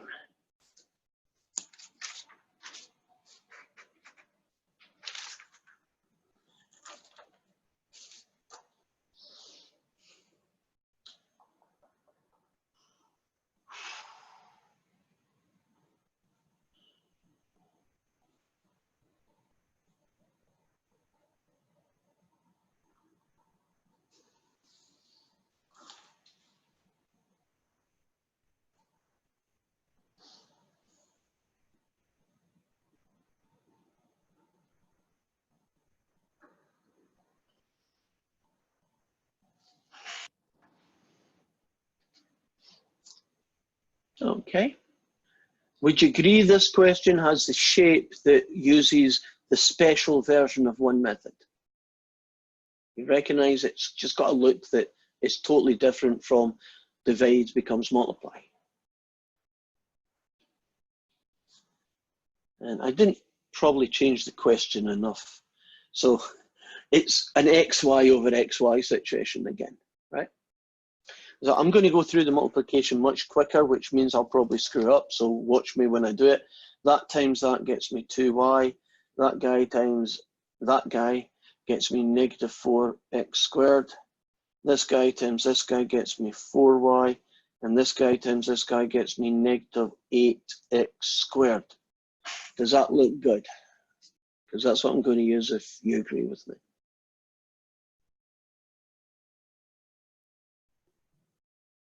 get one nod. I'd be happier with just 2 nods just to be sure. Or are you just happy and then you're just going to nod no matter what I write down? Right, I'll get a Michael nod, we're going. So I've got at least 2 nods, so that's cool. Here's a question. Are we finished? No? No. What are you going to do? You can factor a 2 and a 4. And that gets me what? Y take away 2x squared. And I believe that gets you y take away 2x squared.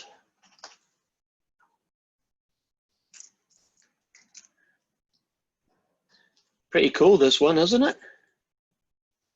Won't this fella cancel out this fella and leave a 1 behind? Will a 2 and a 4 cancel? Sure, but won't you get a 2 left behind?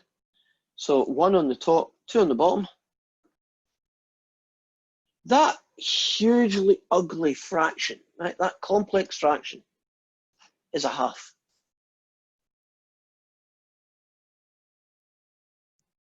Okay. Now, this is not fraction questions I'm doing right now, but I want to kind of pretend that we do some fraction questions and we've done all the clever stuff and now we're left with simplify what's left, right? So you've got rid of the fractions, you've done what you think is good, but you get things like this. So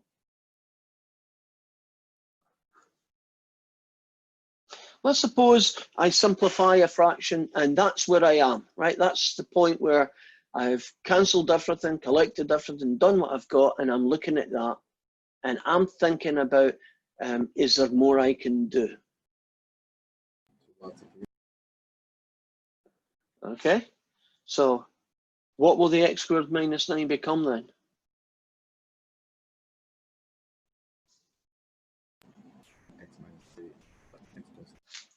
Right, you're very faint, but I'm assuming you're saying x plus 3, x minus 3. Yeah, sorry. You are. Okay, now, you might factor that and say, oh, well, I factored it, but nothing looks like it can cancel. But there is somebody that can cancel. It's one of those little sneaky ones that is very, very easy to miss. But there is something in the top that will cancel with somebody in the bottom. Who will 3 minus x cancel with? X plus 3. X plus 3? Who will 3 minus x cancel with? X minus 3, but you have to leave a -1. Right, so we'll leave a negative behind, -1 on the top, x plus 3. Oh, that might have been what someone was telling me when they said x plus 3. They might have just been telling me the final answer. Do you see in that case how things work out?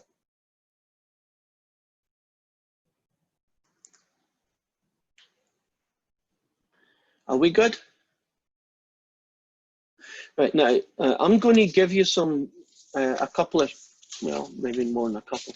I'm going to give you some examples of situations that we've dealt with, and we'll let you have a shot at solving them first. And if we get through that and there's no problems, then I'll just move on to the last type of complex fractions, and that's pretty much complex fractions deal with.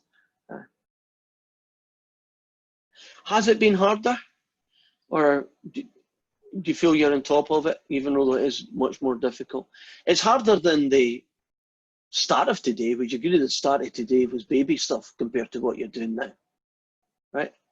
So there are things, and that's fine. So let's put together some examples here.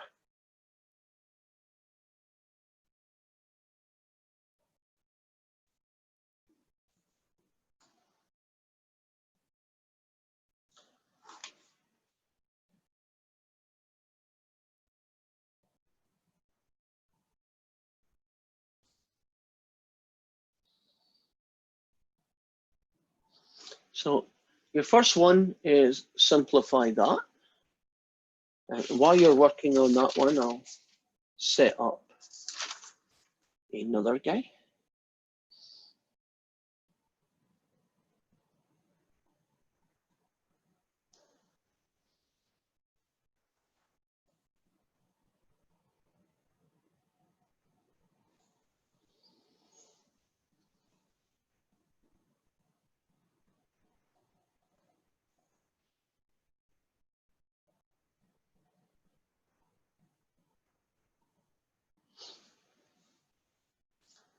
And that is our second one. And our final one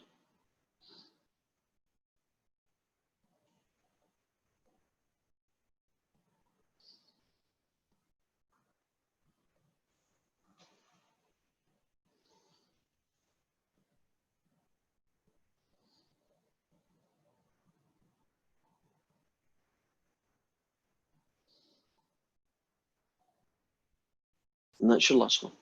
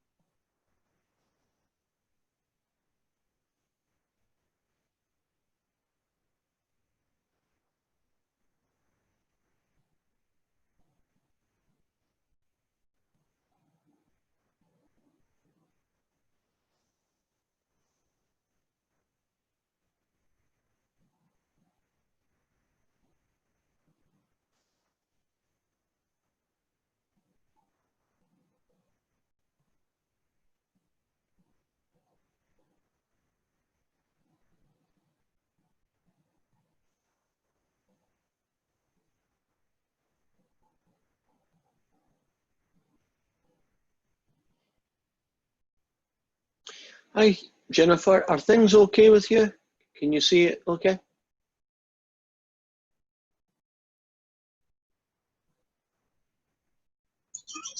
I got it. Yes. Okay, good.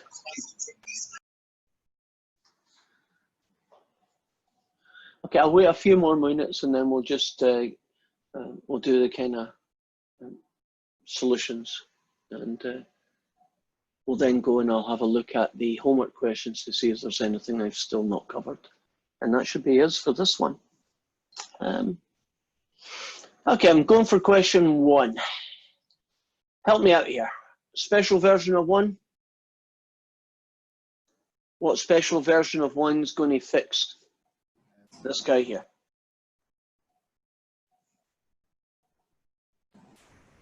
S. Okay, I think I caught that. That special version of 1's going to do it, isn't it?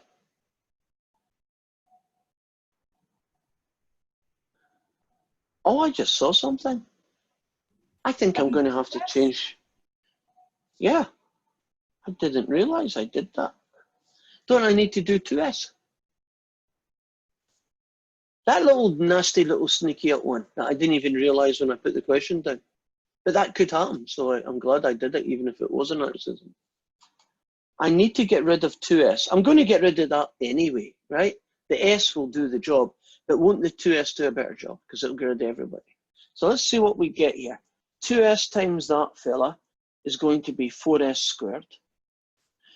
2s times this guy just gets you 1. 2s times this guy is going to get me, I believe, 8. And 2s times this guy is going to get me 2s squared. Interesting. Are we finished or can I do more? Factor out 4. Is it a 4 I can factor out? Oh, no, sorry. 2. Agreed? 2. Right.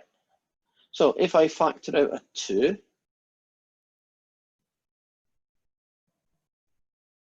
I get that. Anything else I can do? Looks like question's dead, isn't it? That's as good as you're going to get, but it was worth a try. Now, this question is not multiply by special version of 1. Doesn't this question, it's the top guy divided by the bottom guy method, right? Quite different method. So the top fraction, top numerator, which is in itself a fraction, is that guy, and it's going to be divided by this fella.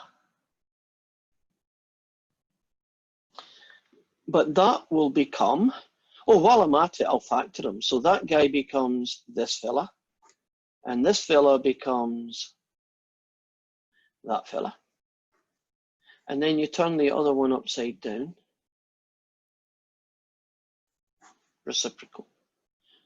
And you know, if I was thinking about it, shouldn't have factored that before I started writing, but it's too late now, so I'll have to rewrite it all again. So we have this fella, these two guys, and some factoring. Well, I can do the bottom one. Anybody want to do the trinomial on the top? X squared plus 3x plus 2. Anybody want to give me a shout? X plus 2, X plus 1. I agree. Hopefully you all agree with her. Right. Okay. This one is going to be the Battle of Bannockburn. This is going to be major deaths going on here. Let's see who's going to get killed. Give me somebody who's going to get killed. X minus 3. Off you go. Anybody else? 2. I think I have plus 2. Okay. Anybody else, or are we done? Can't see anything. If you can, tell me about it. Okay. So what I have left is an x and an x plus 1 on the top. And I have an x take away 2 and an x plus 3 on the bottom. Pretty cool answer. I mean, okay, that might look ugly to you, which I guess it might. But come on. Nobody's taking this one to a party, right? This one is just, this is scarily ugly. Doesn't this one get at least a bit of style to it? A little bit more good looks. I wonder if that's sexist. Because it can be. I don't know I'm being it. Is it being sexist when you call equations ugly and pretty? I haven't offended anyone by doing this description. It's just the way my brain works. Are we cool? Nobody feels like I'm picking on ugly fractions and I shouldn't be calling them that. After they are inanimate objects, right? They don't have feelings, so I can't really hurt its feelings. Okay. Oh, almost forgot. There's a third one. Darn, it's easy to forget questions, isn't it? Special version of 1, or, you know, divide top by bottom. What method is going to fix this fella? Multiply by AB. Right. Special version of 1. Agreed? Hopefully I've got enough room to squeeze it in because I've used all this. But I can do this. Now I got space. AB times that guy gets you 4B. AB times that guy gets you take away 3A. AB times this guy gets you 4A. AB times that guy gets you negative 3B. Now, I deliberately chose this question to end up looking like that. do you know that's the end? You can't do anything else to that. But doesn't it have a kind of look, you know, 4 and 3, 4 and 3, subtract, A and B? Doesn't it have a look that you're kind of tempted to want to cancel something? But you can't. It's finished. Now, if that had been A and B and the bottom had been A and B, wouldn't I end up with 1? Right? It would have cancelled. But the A's and B's are not equivalent positions, so you can't do it. I could have got a question, and maybe if I'd thought longer, I might have been able to make it happen. Couldn't have got a question that ended up looking like that. Yeah, can you imagine that happening? Can that cancel? Yeah. Isn't that the A take away B, B take away A look, isn't it? And are you allowed to cancel them? Yes. What do you leave behind again? -1.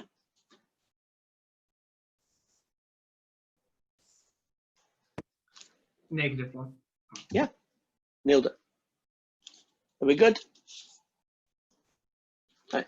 So all I'm going to do is have a quick look, because who knows, I may have forgotten to do a particular type of homework question, and I don't want to leave you floating out there saying, well, we never covered that particular situation. Okay, let's talk through some special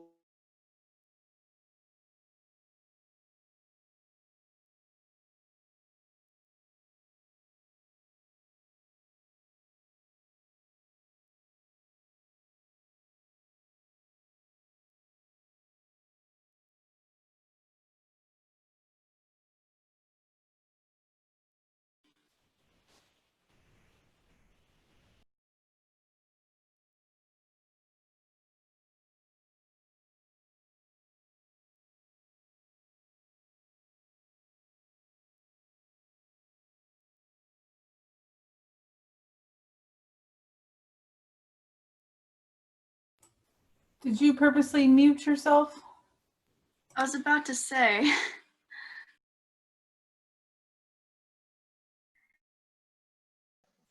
Can you hear me now? Yes. Right.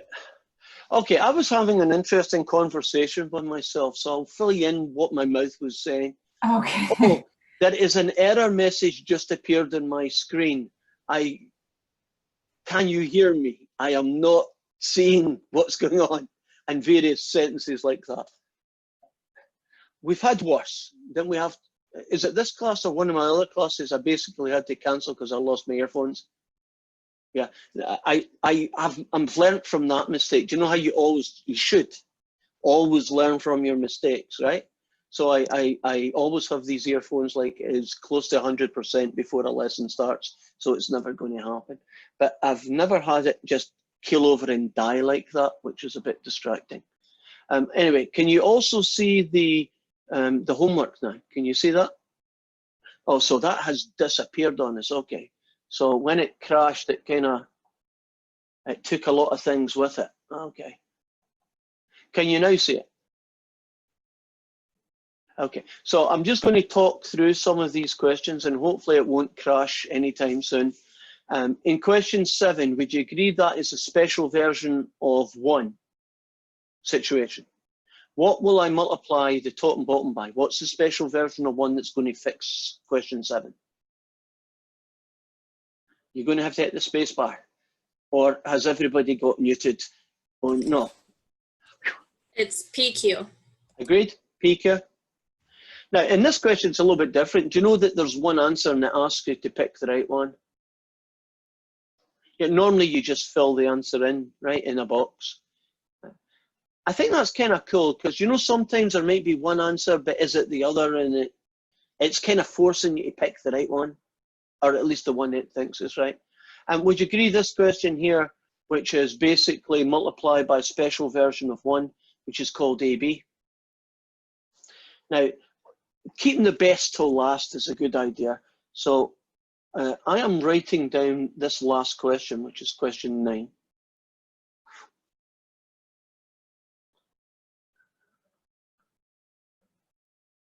And I'm going to return to here. And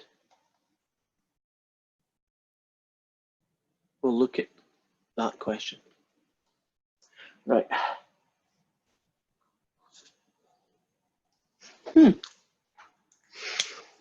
We need a technique. Do you think this is going to be a special version of one question? Or is it going to be top guy divided by bottom guy kind of question? Which of those two scenarios do you think this one's going to be?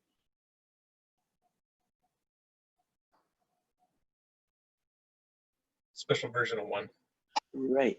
Now, this one has got its own little twist in the tail. Remember that one where I forgot the 2 and I had to do 2C and 2C? That's kind of like going on here.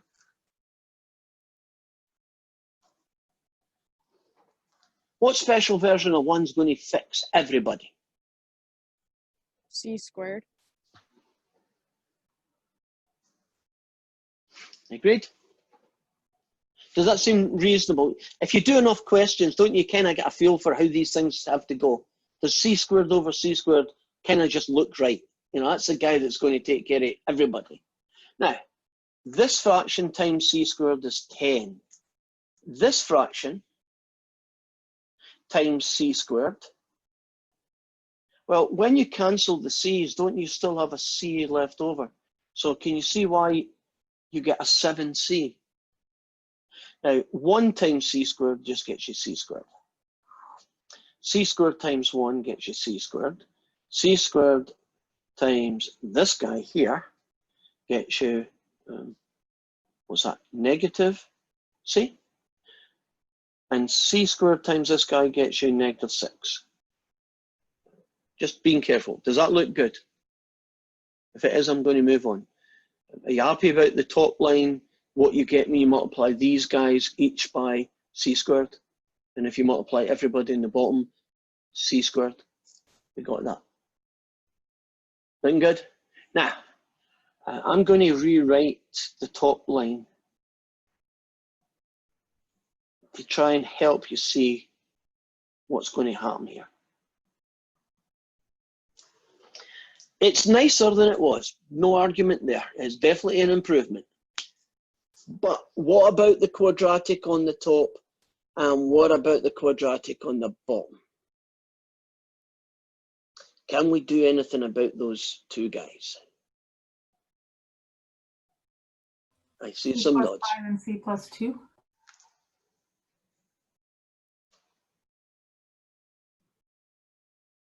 Can we do anything about the bottom?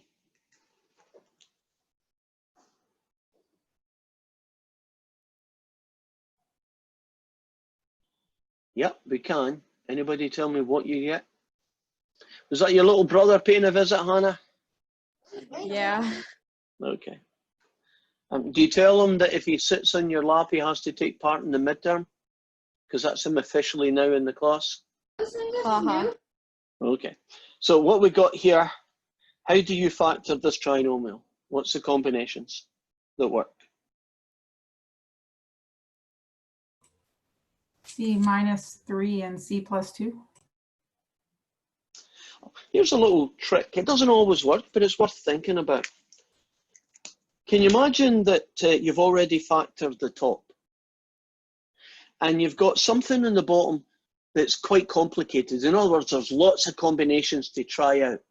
Do you know, very often, won't one of these, or sometimes even both of these, won't they be part of that answer? So it might be worth, when you look at this, saying, oh, can I do a C plus 2 with anybody? Or could I do a C plus 5 with anybody? And that might reduce your choices. Can you imagine this number is like 60? Can you imagine how many different ways you're going to have to deal with 60? Wouldn't it be nice if you could look at the top and say, well, I'll try to see if it uses C plus 5. Or I'll see if it uses C plus 2, and that might speed things up. It's a little trick that sometimes helps. Now, in this case, would you agree that there's a cancel with the C plus 2s? And we are left with a C plus 5 over a C take away 3. And I think it's time for us to have a break again. So you can go and play with your little sister, and I'm going to chill out here and I'm going to eat. So I'll put it mute so I don't kill y'all. Can you see this, Stella?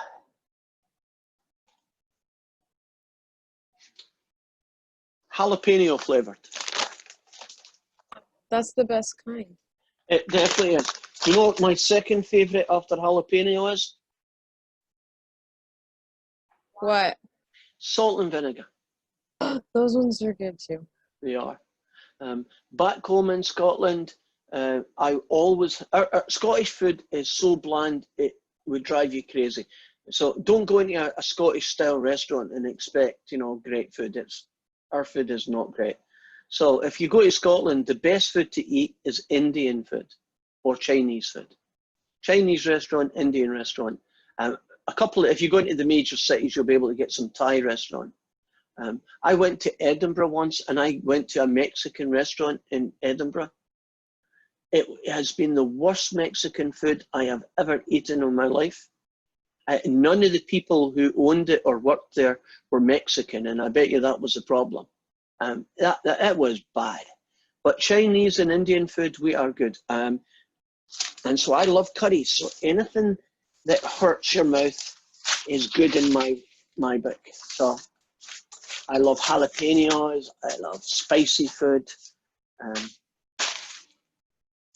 So far anyway, my body has been really kind to me, because I think as you get older, your body rebels against that kind of food. So I'm going to have some, and I'll put the mute on so you don't hear me.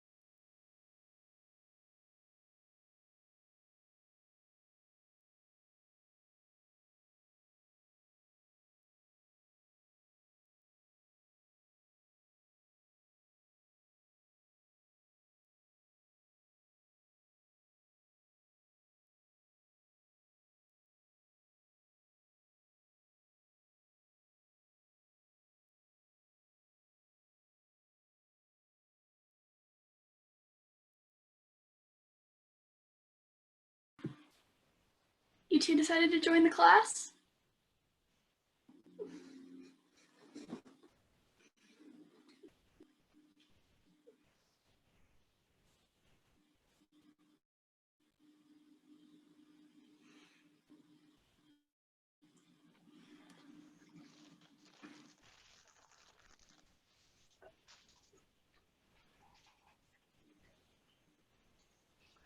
Who just decided to join the class? Anybody volunteering, whoever that was?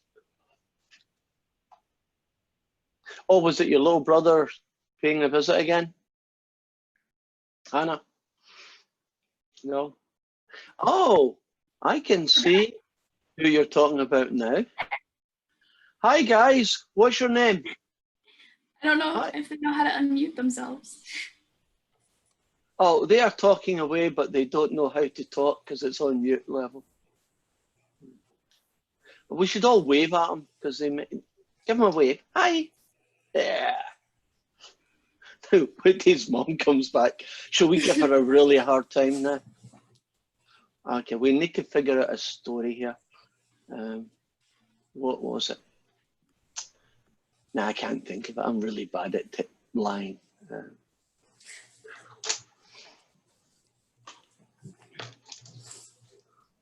Oh, is that a different one? Looked a bit taller than the other two. Oh, Hannah, you got a brother at the background. He just opened the door. My little sister came in here and he was telling her to leave. Oh, Hoku, you missed a lot of fun there. Yeah. So okay, you got to introduce them now. So since we've seen them, I had them tell me when you came back. okay. Well, you're going to introduce them. Let them say their name or something. Since they're here, we might as well do it now. Evan. What's your name again? Evan. Evan. Mhm. Okay. And he The guy doesn't. at the beach is back.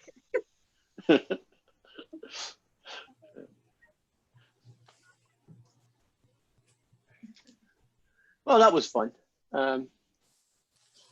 What have I've had my dog coming. Oh God, we got a puppy here, Jennifer. Kaya, I had to get in it. Is it a join puppy? class. Come here. Come here. What? Come here, Nala. Kaya. Yeah, Kaya. she's a healer border collie mix. Oh, how old? Nala. 8 weeks. Oh God, that poor thing. I remember our puppies, Bailey. You know the white Westie that you've seen occasionally, the big suck-up dog. When he was a puppy, and he was, I call it teething. I don't know what else you would call it with a dog. You know when they chew everything in sight. We tried to keep our eye on him, but whenever you turned your back, he had a favourite coffee table, you know, with the wooden legs, and he chewed chunks out of all 4 legs. He wasted the coffee table. There was no two ways about it. So what we did is we bought a new coffee table and we got one with steel legs on it, you know, iron legs on it, and that cured the biting really quickly. I don't know if he ever did it, but we're getting every pet in the world here. We got a cat on Evan's shoulders, and McKenna's away to get her gecko.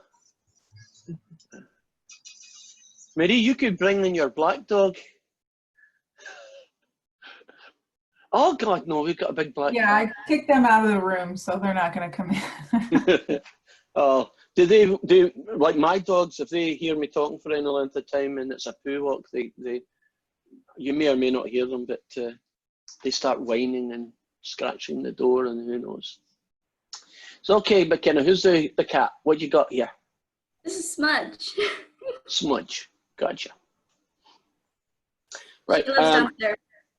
So Oh, she's a house cat. yeah, She doesn't wander. we kept her outside because when we got her from the shelter, she tested positive for FIV, which is like the cat version of HIV. Oh, So we don't want it to spread to strays. I hear you.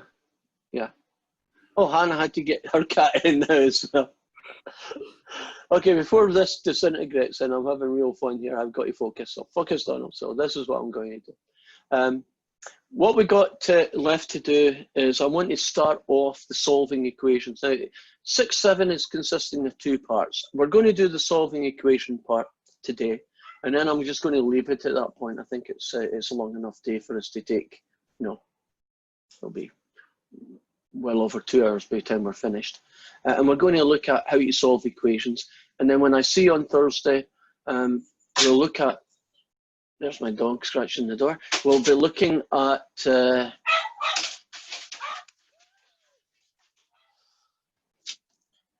think they understand English.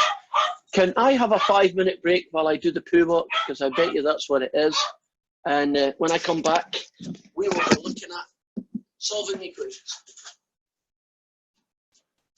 Okay, what is it? Oh, yes.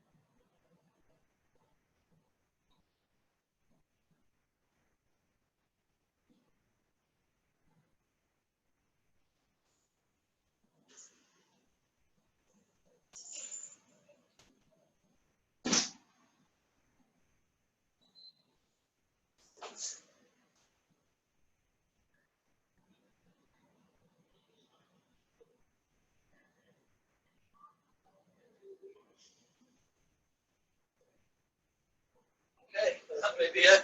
I think sometimes it's both that you need to use.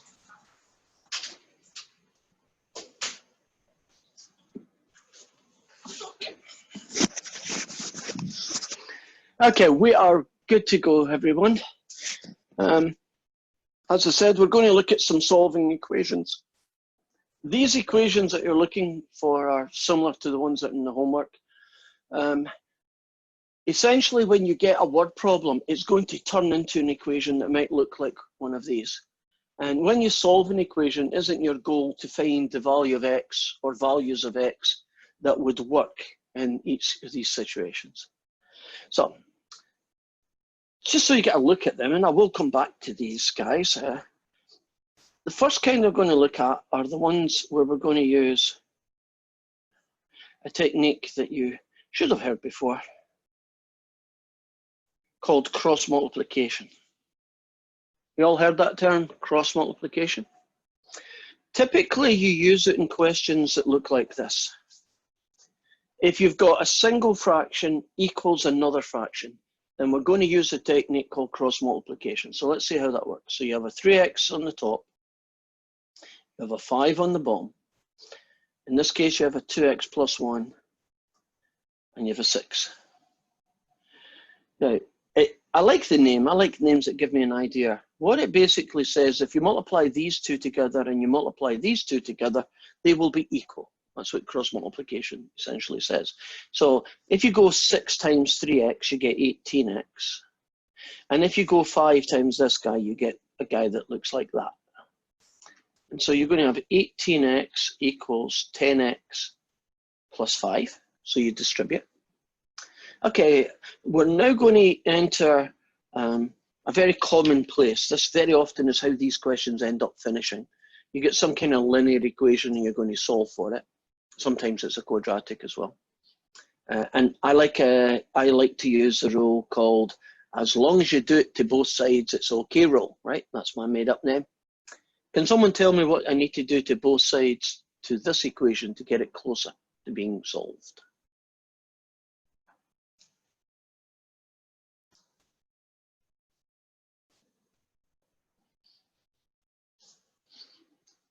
What could I do to both sides to solve this question or get closer?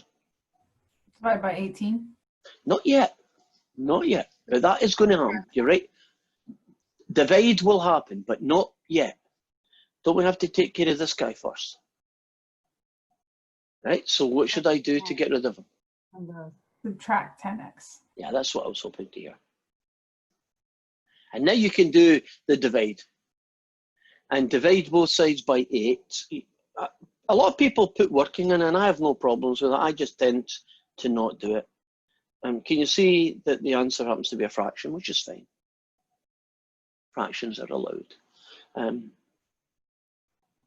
Imagine it was a different question, and I got that.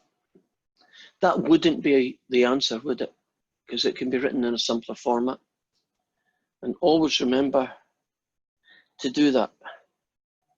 Because I'm pretty sure that the software is going to be nitpicky. So I can imagine you doing a really hard word puzzle and doing all the stuff right, and you got to here, and it's going to say, you're wrong. And you're going to throw your hands in there and say, I give up, I can't do word puzzles, these are horrible, I don't want to see another one in my life. And actually you got the answer right, didn't you? You just forgot one last little baby step at the end. And it's all that little baby steps that'll bite you, you know, a little thing here, a little thing there. But are we comfortable with that cross multiplication as a technique, where you multiply opposite corners together and they're equal? And that algebraic trick called cross multiplication allows fraction equations to disappear and become just normal linear equations. Try another one. Suppose I had... I missed something on that one. Okay. I don't understand how the 5/8 became 10/8. 5/8. Oh, it didn't. That was the question. Finished. And I'm just saying, suppose there was a different question and it was 10/8. So I'm just saying, like, you know, different situations, you know, different combinations, right? So that's all I was saying. So you're right. It didn't turn into 10/8. So I was saying, look, another question, this might have happened. Thank you. Right? So how about another one of these guys, just for practice, I guess.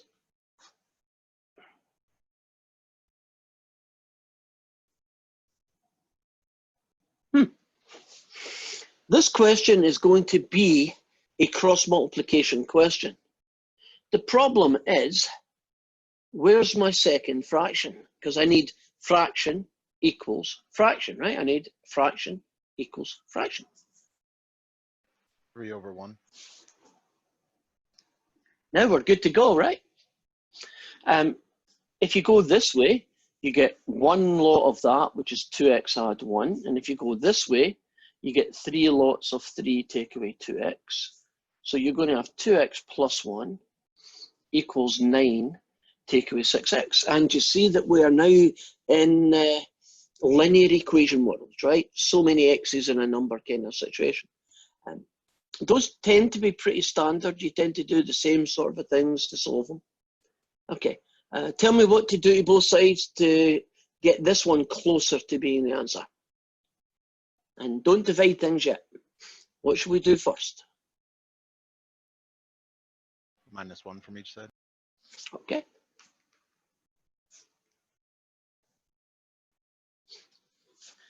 What we're going to do this time? Next. Add 6x to each side. And would you agree you can now divide and you're finished? Now, I wouldn't do what I'm about to do now in a homework question, but I might do it in a test where I want to be really sure before I write anything down. Because if you're doing the test properly, you do the working, you get the answer, and then you take the answer and you stick it in the box, right? That would be the right way to do this type of question. Not in homework, as I said, but I would try this in a test. If this is correct, shouldn't I be able to plug x equals 1 in here and get 3 as an answer? Right, because that's what it's saying. Right, so 2x becomes 2 lots of 1 plus 1, and 3 take away 2x becomes 3 take away 2 lots of 1. 2 add 1 is 3. 3 take away 2 is 1. 3/1 is 3. Check. So you can check an equation once you've solved it by returning to the original equation, plugging in the value of x that you believe to be correct, and whatever the left-hand side is equal to, the right-hand side should equal that same amount. Are we cool?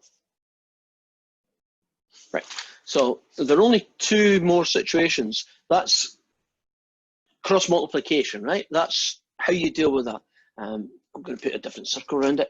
Let's look at fractions equals fractions, right? Some that looks like this fella, right?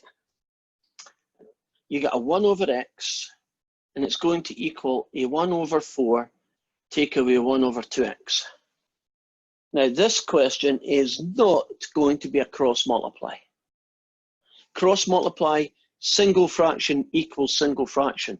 This is single fraction equals two fractions, right? One fraction here, 2 over here. And there's actually two different techniques for solving this. I'm going to show you both just so that you can say, that method makes more sense. I'm probably going to be able to do it and remember it. And I didn't like the other way you showed me. My brain doesn't work that way. So I'm just going to totally ignore that one and not do it, right? So I'm going to show you two techniques. Both techniques will work, right? Both will eventually get you what you're looking for, right? But they approach the question differently, algebraically. So the first one is going to use a technique that we kind of have used before, but we're going to use it in a different way. See these various fractions? I can multiply both sides, right? Both sides, I can multiply them by something that makes all of those go away. So I'm going to multiply both sides by one term that makes x go away, makes 4 go away, and makes 2x go away. It even has a special name. It's called the lowest common multiple, if you want to know its name. You ever heard of that term, the lowest common multiple? Right, now, I want to get rid of an x, I want to get rid of a 4, and I want to get rid of a 2x. So basically, I need to find something that's going to do that job. This is the long-winded way to do it. I'll tell you what the final answer is. The final answer is going to be 8x.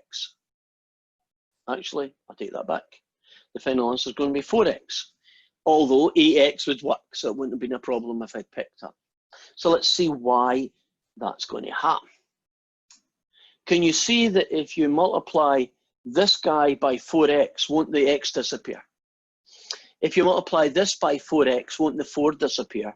And if you multiply this guy by 4x, won't the 2x disappear? Do you see that the 4x gets rid of all three terms? Agreed? So multiply everybody then by the LCM of 4x. 4x times this guy. Well, I could do that as working down here. So if you take 1 over x and you multiply it by 4x, do you see that you get 4? Now, if you take 1/4 and you multiply it by 4x, don't you just get x? And if you take negative 1 over 2x and you multiply it by 4x, can you see that what you get is what, negative 2? Do you see that that original question has now totally changed how it looks? So there's a lot of work up front, but isn't that guy almost ready to go? In fact, if you add 2 to both sides, don't you get the answer that x is 6?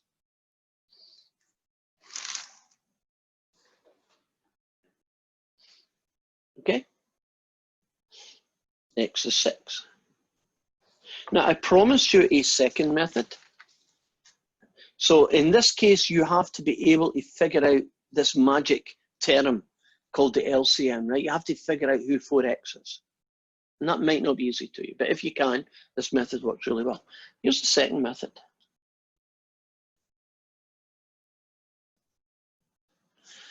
And down here, I'm going to focus on that fraction. And if I want this fraction basically to work, I have to add these two guys together. And that's going to involve me changing these so that they share the same common denominator. And that means you have to bring in, you know, like when you add thirds and fifths together, you have to turn them both into 15ths, that process, right? So I'm going to take this guy here, and I'm going to take this guy here, and I'm going to multiply them by special versions of 1. And this guy here, I'm going to multiply him by the special version of 1, 2x over 2x. And this guy here, I'm going to multiply him by the special version of 1, 4 over 1. And when I do that, I get 2x over 8x. And here I get 4 over 8x, which means I can now add them together and get that. So this question now becomes 1 over x. You combine these two together.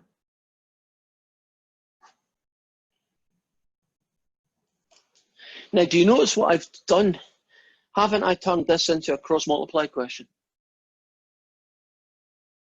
You see two fractions equal to each other? Can't we do cross-multiply? Right, now if I do cross-multiply and you go this way, you get x times 2x take away 4.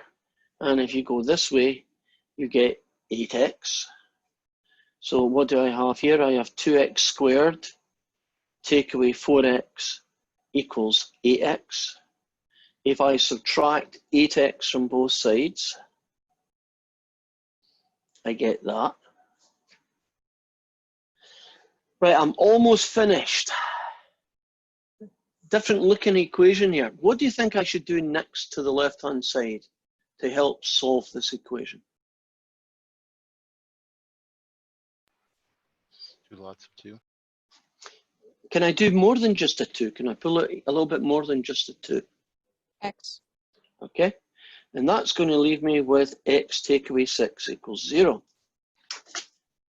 I don't know when you've done these guys, but it's probably a while ago. Isn't x equals 6 a solution? Right. If two things multiply together give you 0, then either that's 0, which will happen when x equals 6. And isn't there a possibility that x equals 0 might also be an answer? Agreed?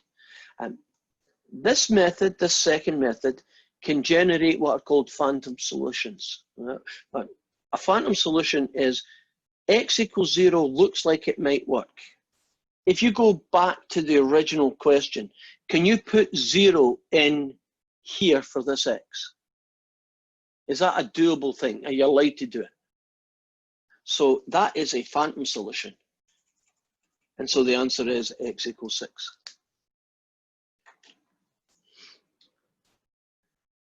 Bit of a challenge that. So two different methods, right?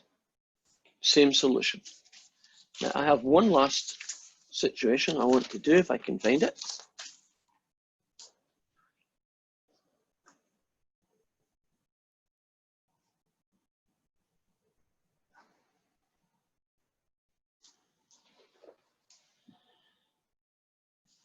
Right, now the last situation here, theoretically at least, could have been done the same way I did this one, but I'd strongly suggest you don't.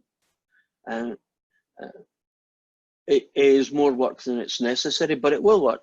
You can do it that way. I'm going to do something a little bit different. Is there anything I could subtract from both sides that could make this equation a little bit nicer?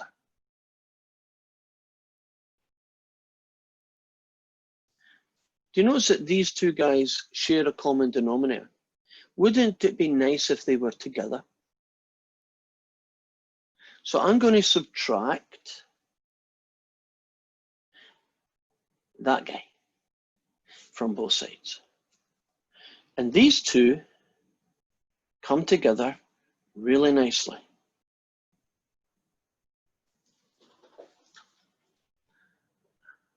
Here's a cool thing. Do you see that fraction equals 1 that I've got here? Just happens to be the way it worked out. Do you know that's a cross multiplication question?